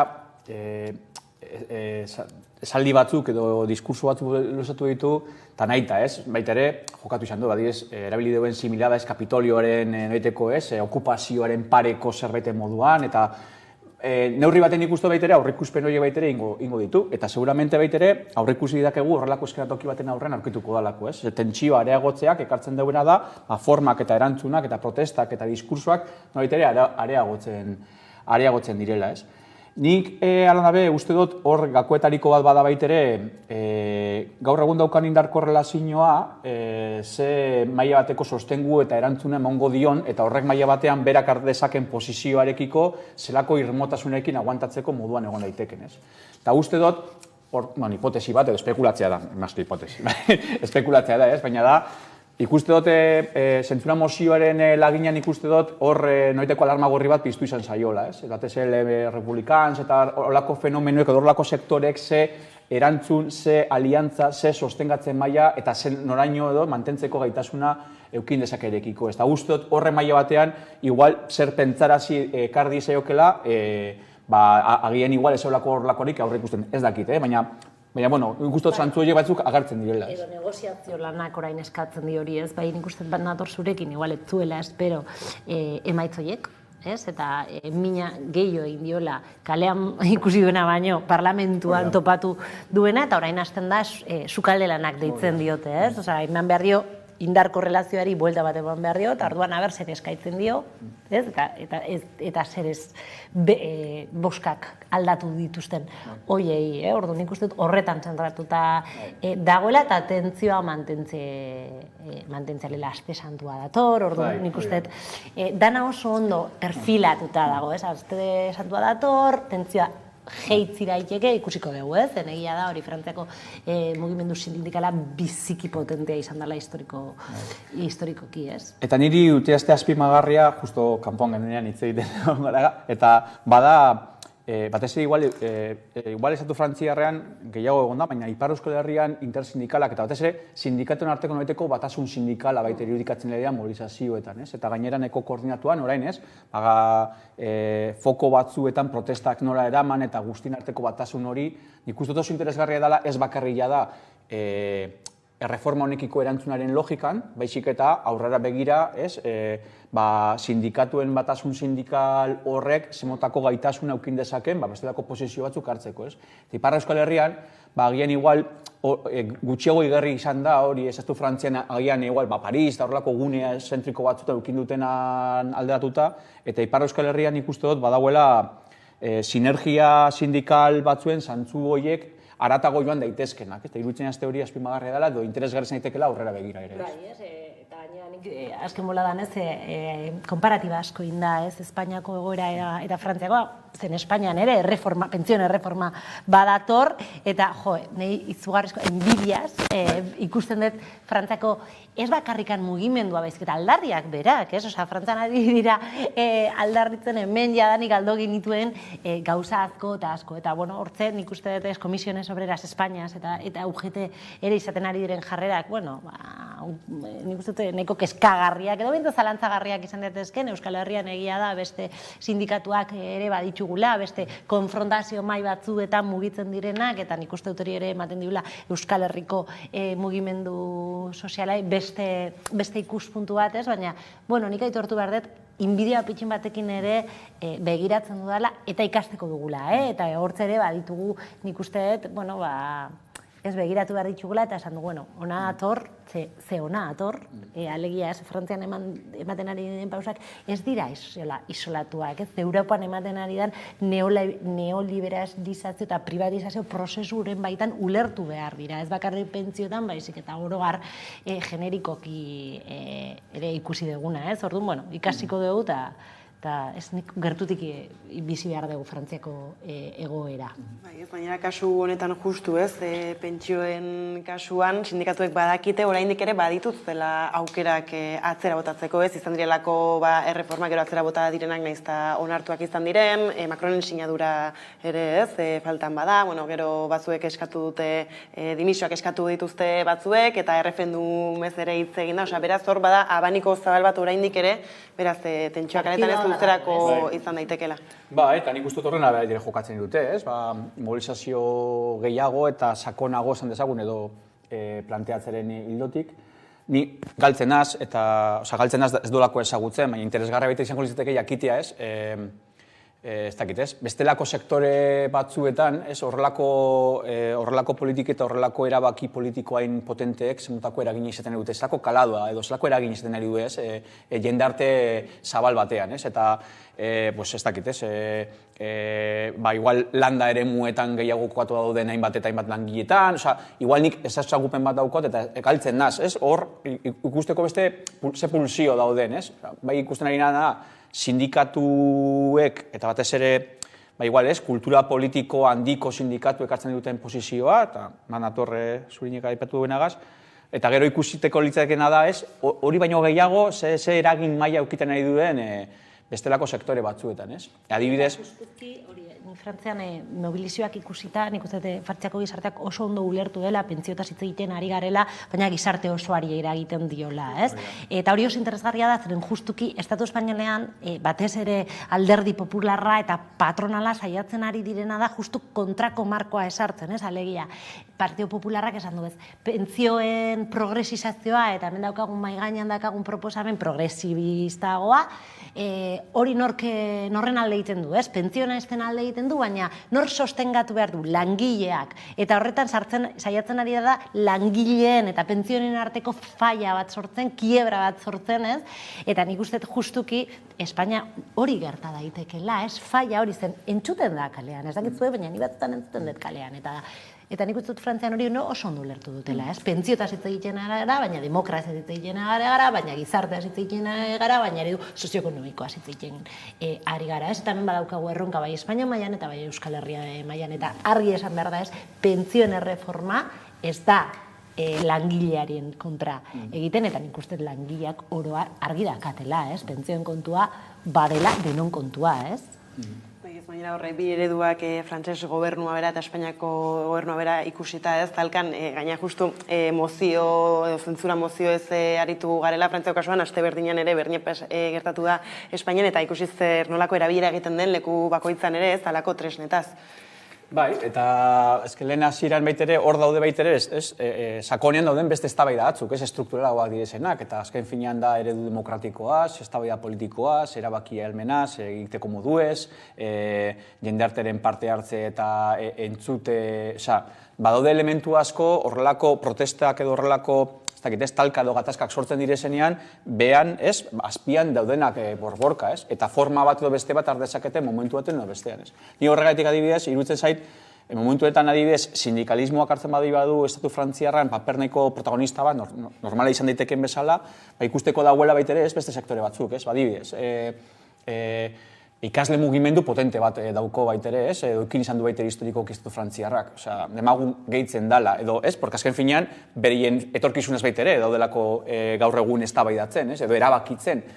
Ostras, hartuko luke bestelako dimentsio bat, iruditzen zait, hor dagoen kaldo de kultibo guzti hori, soziologikoki, esan dezagun, aztertu ez geroan, seguramente agertuko liratezke askoz ere bestelako elementu batzuek detektatzeko benetan zelako ezinegon hori sortazten nahi da, ez da kasualidadea, jendeak, zure erreldeko presidente ateratzen da telebista publikoan, ateratzen, eta esan dez, ulertzen zaituztet eta injustua da, baina hartu behar nuen erabakia, eta lan dabe, lehenagotik uskurroan nintzen, are uskurrago banaz, hor dagoen, atzean dagoen, edo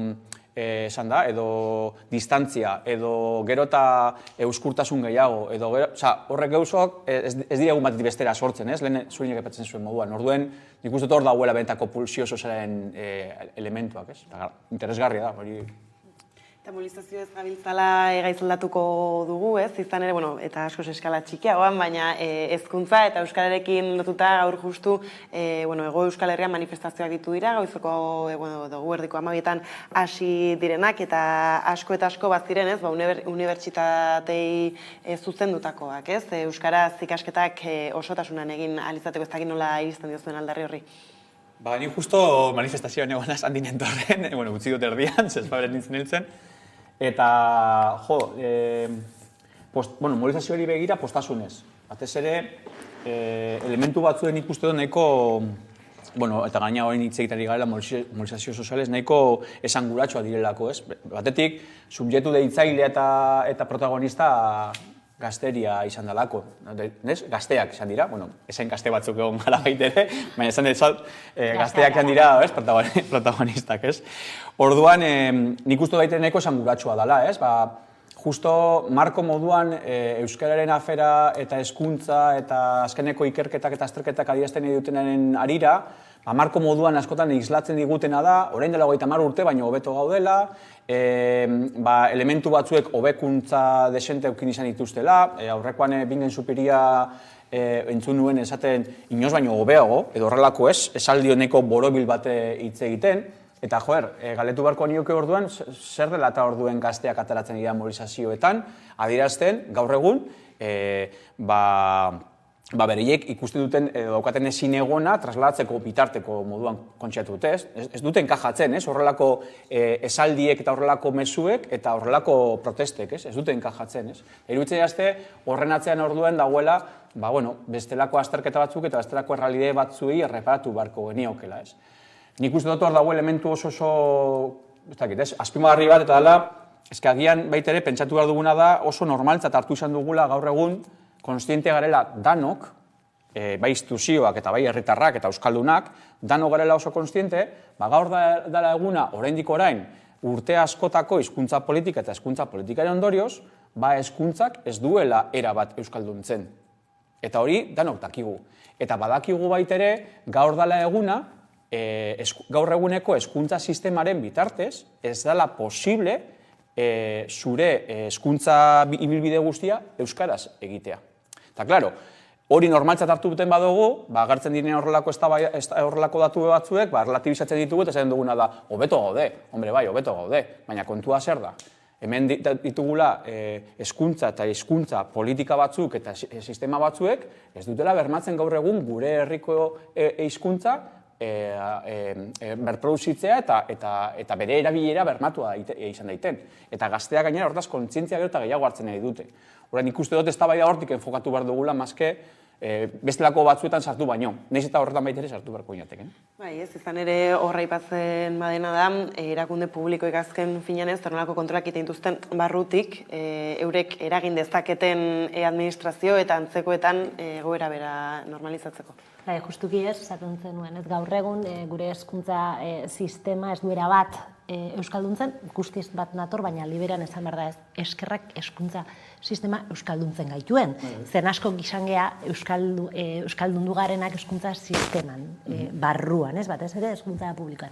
Horregatik biziki importantea da horrelako mobilizazioetan hezkuntza izatea, erdigunea eta ikasleak izatea subjektu protagonikoak, ez justuki hezkuntza niretzako estrategikoa den tokia, euskaldundu behar gaituen tokia eskola lehen maila, baina unibertsitatean baitan. Ez duera bat euskalduntzen, hori da gure desafioa, hori da gure helburua, baina liberan euskalduntzen gaitu orduan zaindu behar dugu eta larrikatu behar dugu euskeraz egitea, nik uste dut azalarekin, euskaldundu gaituelako, ez? Egia da, ez, nik ikusten ditu dela horrelako mobilizazioak eta positibo ikusten ditut, baina ere aldi berean errabia puntu bat sentitzen dez, ez? Badirudi euskaraz ikasteko aldarria egiten dugunean, ez nahi batez hitz egiten degula, ez? Nahi dut euskaraz ikasi, nahi dut euskaldundu euskuntzan eta eskubide batez hitz egiten ari gara, ez? Eta euskalduntzen euskaraz ez degunean eskubide baten urraketaz hitz egiten ari gara, ez? Eta eskubideak ez dira dezirak, dira eskubideak, eta eskubideak bermatu behar dira. Eta nork bermatu behar ditu? Kasu honetan, instituzioak bermatu behar dituzte.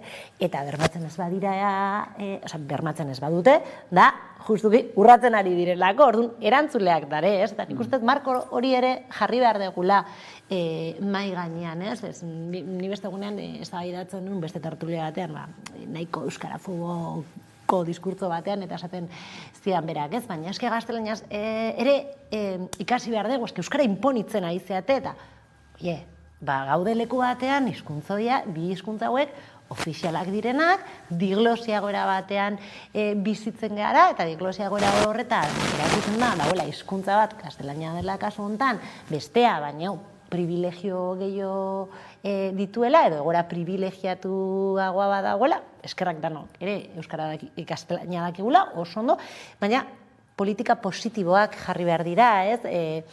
Diskriminazio positiboko neurriak, hau esaltzen dugu, eta genero kontuetan oso ondo ulertzen da, ez? Gizonak emakumea baino gutxiago kobratzen dute, eta genero arrekala badago, hori horrela egin behar diogu, ez?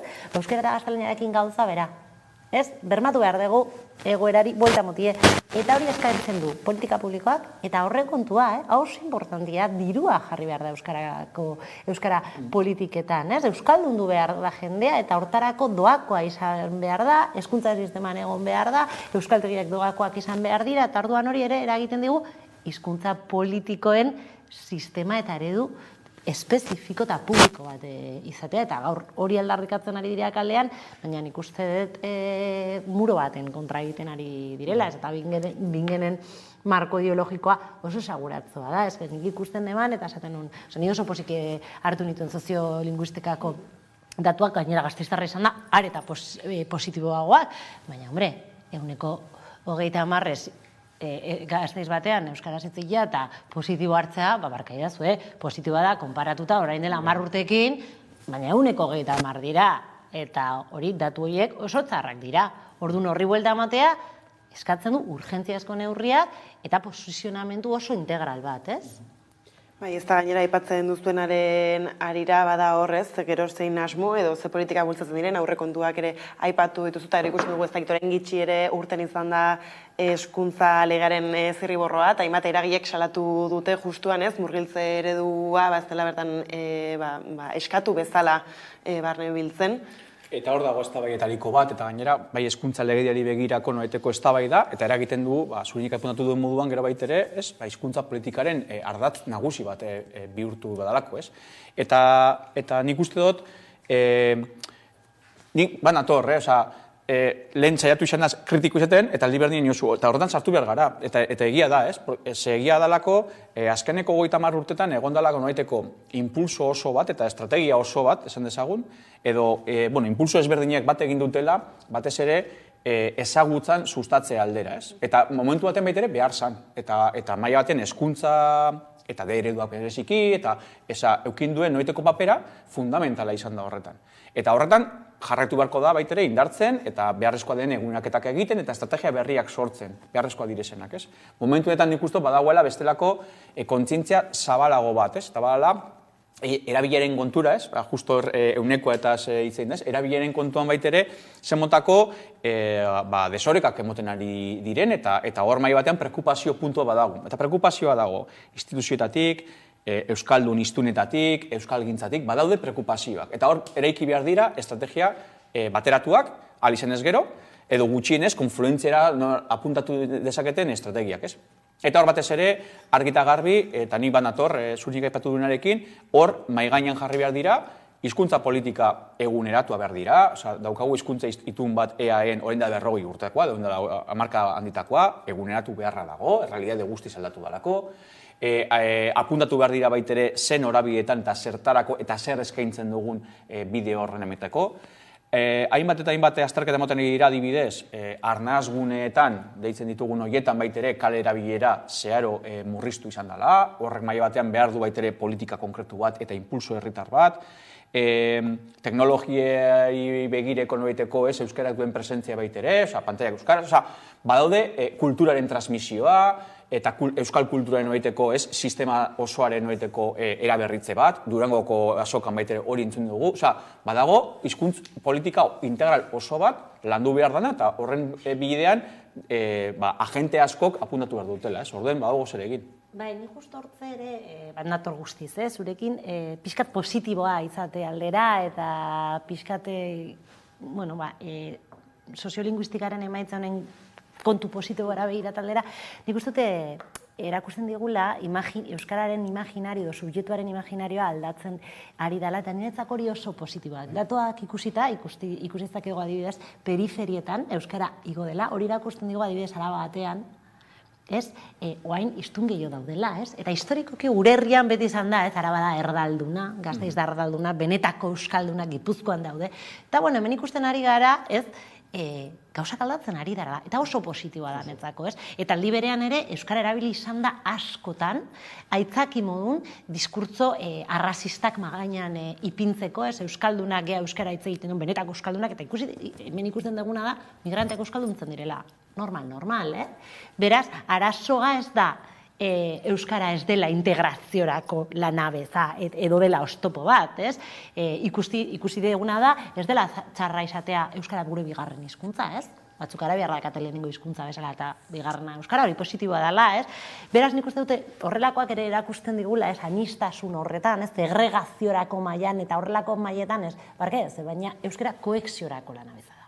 Euskara hizkuntza koexionatu dezakela herria, hortarako, justuki, politika linguistiko zehatz batzuk behar ditugu, baina batzuk eta batez ere alderdi popularra eta horrelako agendak erabiltzen dutela euskara oztopo modun. Eta nik uste horrelako hizkuntzak horrelako inkestak erakusten digula, ez barkaidazu, baina herri honetan euskara ez da oztopatzeko lanabesa da, euskara kohexiorako eta komunikadea sortzeko lanabes bare, eta euskaldun berri eta sar horren dikotomiarekin bat ere zaidala gustatzen zen, euskaldun berria naiz eta ez dakit noiz utziko diodan euskaldun berria izateari, eta urte gehiago daramate euskara hitz egiten gaztelania baino, orduan, bueno, nik uste hori ere erakusten digula, eta hor dagoela erronka, beste gunean entzuten nion bati, euskara zikina behar dugu, euskaraz blaitu behar, euskara hitz egin behar dugu, naiz eta ondo, naiz eta txarto egin, erabilera dela sustatu behar duguna, eta, bueno, positiboa esate aldera, nik periferietara begiratuko nioke,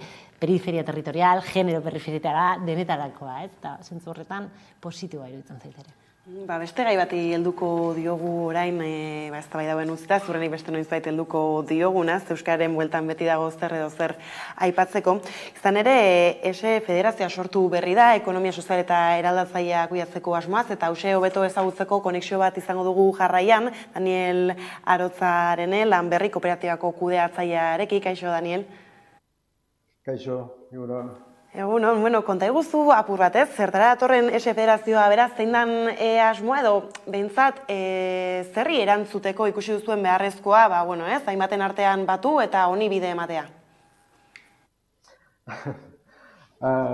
Beraz, ni aurkezteko pixka bat gure kooperatiba, Atelier Lanberri, 6 langile dira eta gure ofizioa da enpresa baten sortzeko nahi duten jendea laguntzea, formatzea, eta gure inguruan lan egiten dugu aspaldidanik hemen elkartea eta Andere naia elkartearekin. Ikusten dituzuen hori gertatu da Elizondon topaketa bat egin dugu otsailean, eta beraz bultzaitu nahi dugu, hori da gure ofizioa, enpresen hautzeko, formatzeko. Gure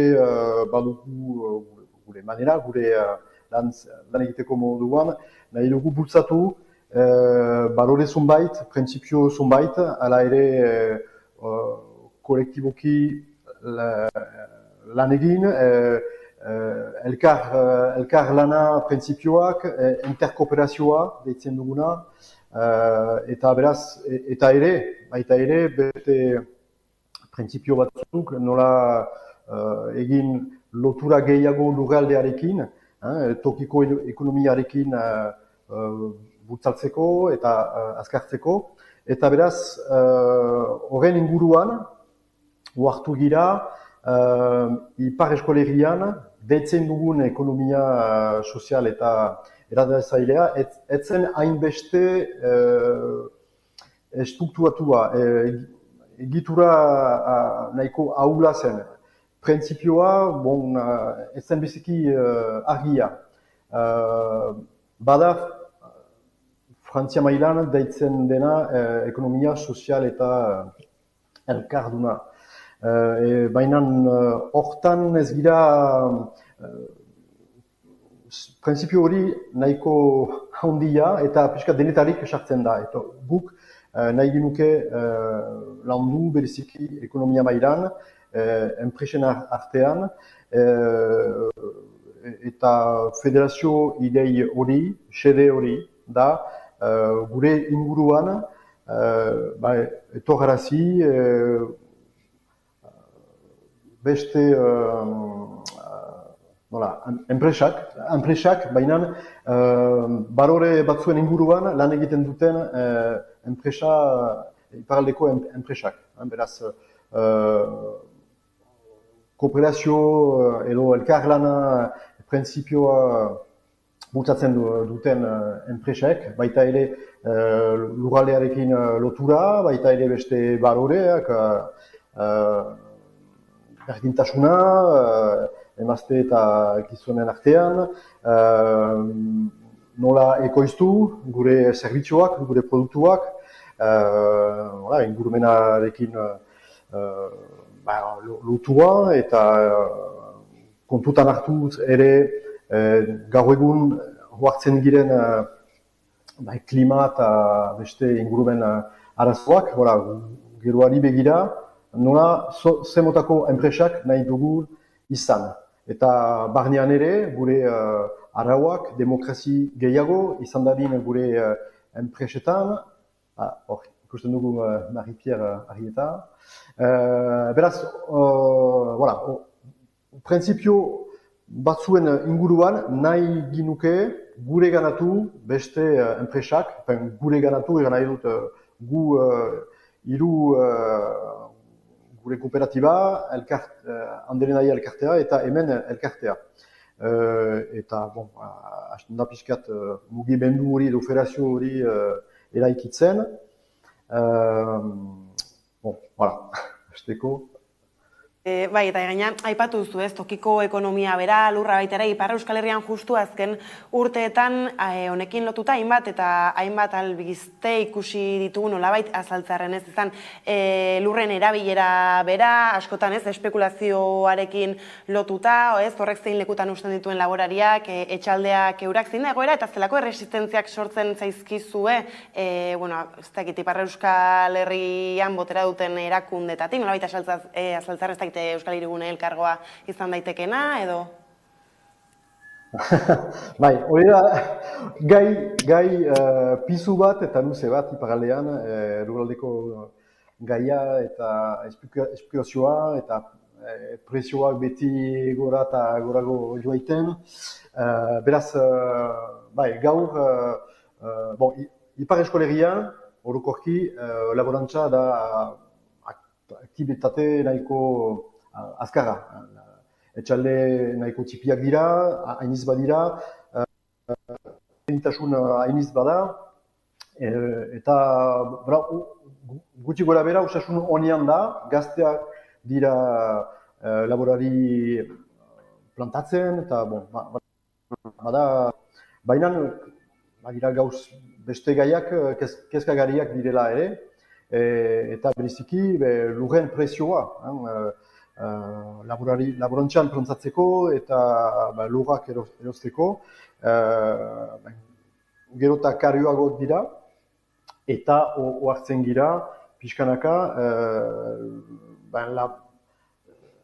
laborantza egiteko lurrak joaiten dira espekulazioara, beraz aldatzen dira eta erosiak dira, etxe pribatuak egiteko edo beste gauzak egiteko. Orokorki iparaldean, bada lurra arazo bat, edo behar gorriak badira etxe bizitza egiteko, laborantza, baita ere beste ekonomiko tresnak. Beraz, behar hainiz badira, pixkat konkurentzia bada behar horien artean, eta gero hori begira, tantxoak izanen dira behar horien artean, eta kasu egin behar dugu orokorki diendeak populazioa ari da handitzen, beraz,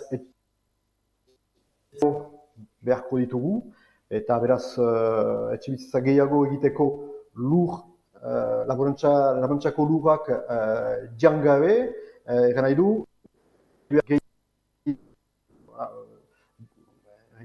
dantzifikatu, beraz, hiriaren gainetik, beraz, etxebizitza gehiago egiteko, lurrak atxikitzeko laborantzaren dako, eta janaria prestatzeko, baita ere ekonomia, Ipar Euskal Herriko ekonomiak eta enpresek lurrak behar dituzte eta enpresa berriak eraikitzeko. Beraz, hiru behar horien pixkat zaitasunak. Bukatzeko, Daniel, labur bada ere ez, halako testuinguru batan kokatzen zaretela, federazioak zein pausu emango du lehenbiziko, edo zer duzue orain esku artean, hurrengo pausua, zein izango da? Horrengo pausa, beraz, laburki, ulertu dut. Horrengo pausa, izanen da, ez dugu oinu finkatu noiz, mainan, errandezagun biltzar nagusi bat, enpresa deituko ditugu, gure gana etortzea, eta elgarrekin karta bat idazteko.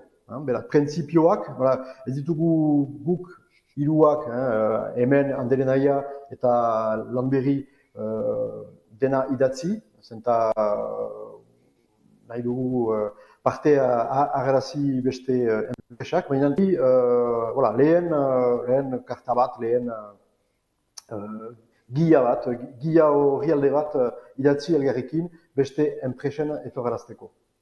Oso ondo, Daniel, mila esker gaur gurean, azalpen hauek ematearren eta proiektua ere ezagutzera ematearren jarraituko dugu gertutik, beraz eskerrik asko eta hurrengora arte. Mila esker. Tira ez, ipatzen da, baina justu Ipar Euskal Herrian egia da, nahiko ezberdina badela berton emoten diren egoerez, ez?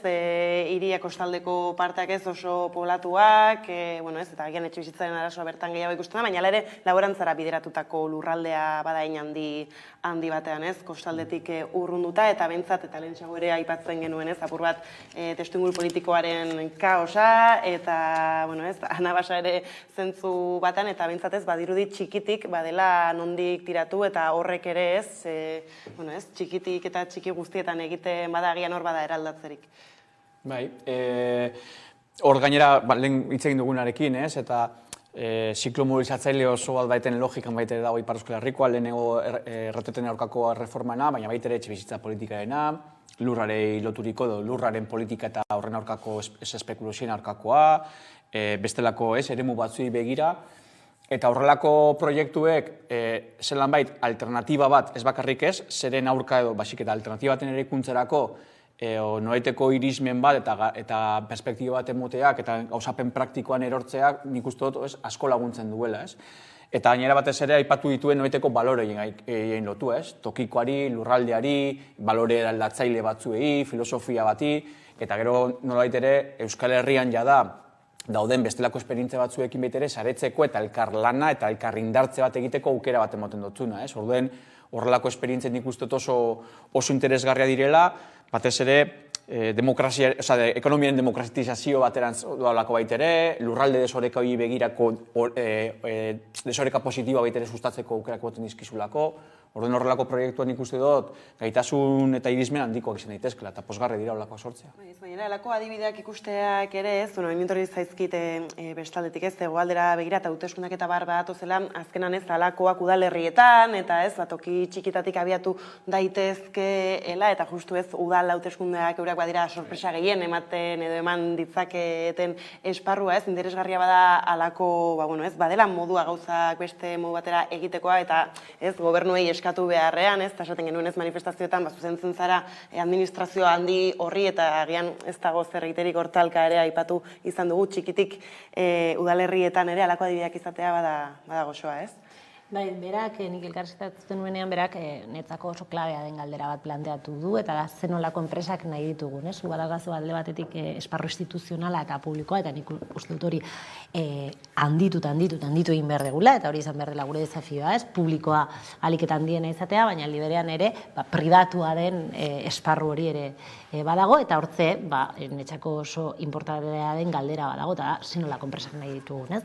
Guk sortu nahi dugu enpresa bat espekulatzeko, konpetitzeko, etekinak eukitzeko, edo etika beteriko enpresak nahi ditugun, ez? Eta etika horren baitan dago eskubideak bermatzen langileen eskubideak bermatzen dituen enpresa, lurraldearekin harreman zuzena bat daukanean, beste enpresa batzuekin elkarlanean ibiltzen dana, eta nik uste dut hori kooperatibak ematen diguen paraguaza, ez, baterkia dala, ni adibidez, kooperatiba bat daukat, ez, eta hori ematen dizu ere eztabaidatzeko gaitasuna eta erabakiak hartzeko gaitasunak, ez, guk ez dakagu soldata minimo interprofesionala.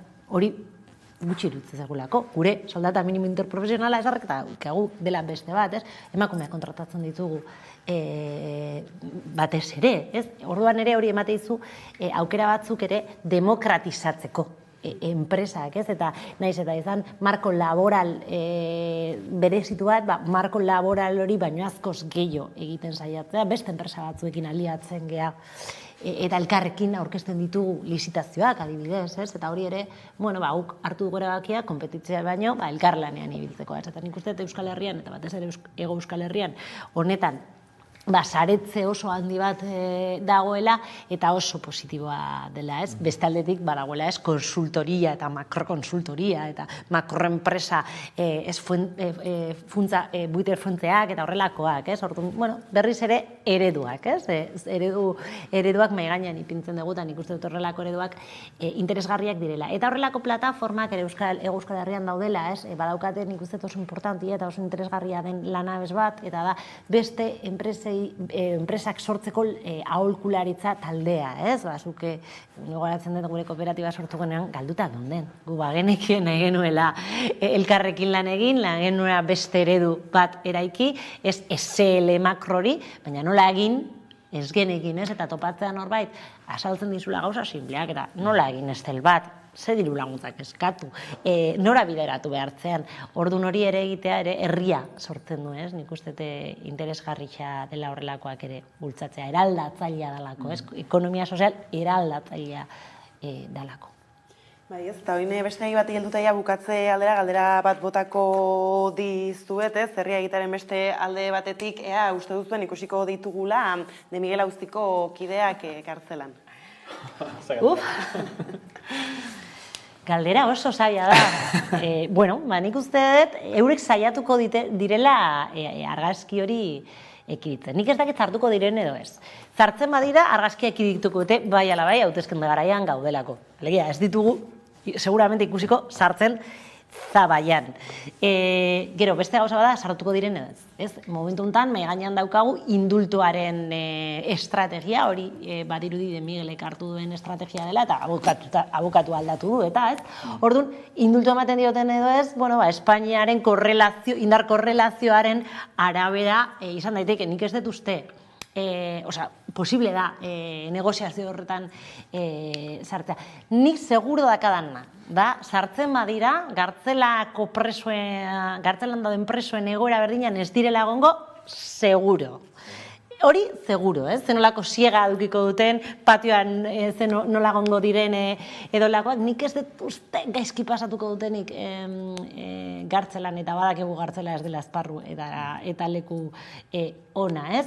Beraz, lehen mailako eta bigarren mailako pertsonak daude beti, eta lehen mailako eta bigarren mailako presoak ere daude tamalez. Bai, galdera maltzurra indozu eta egia da ez dara bat erresa. Eta logika esan barko luke erantzun bat, baina badakigu Euskal Herrian eta horrelako gaietan eta batez ere kartzelak tartean daudenean eta horrelakoak, seguramente bestelako elementu batzuek sartzen direla, ez? Zurinek apuntatu ditu batzuk. Nik saiatuko naz lehenengo korrektoa izaten, eta bueno, horrelako estrategia juridikoak egiteko zilegitasuna daukate. Totalmente. Ez? Bale.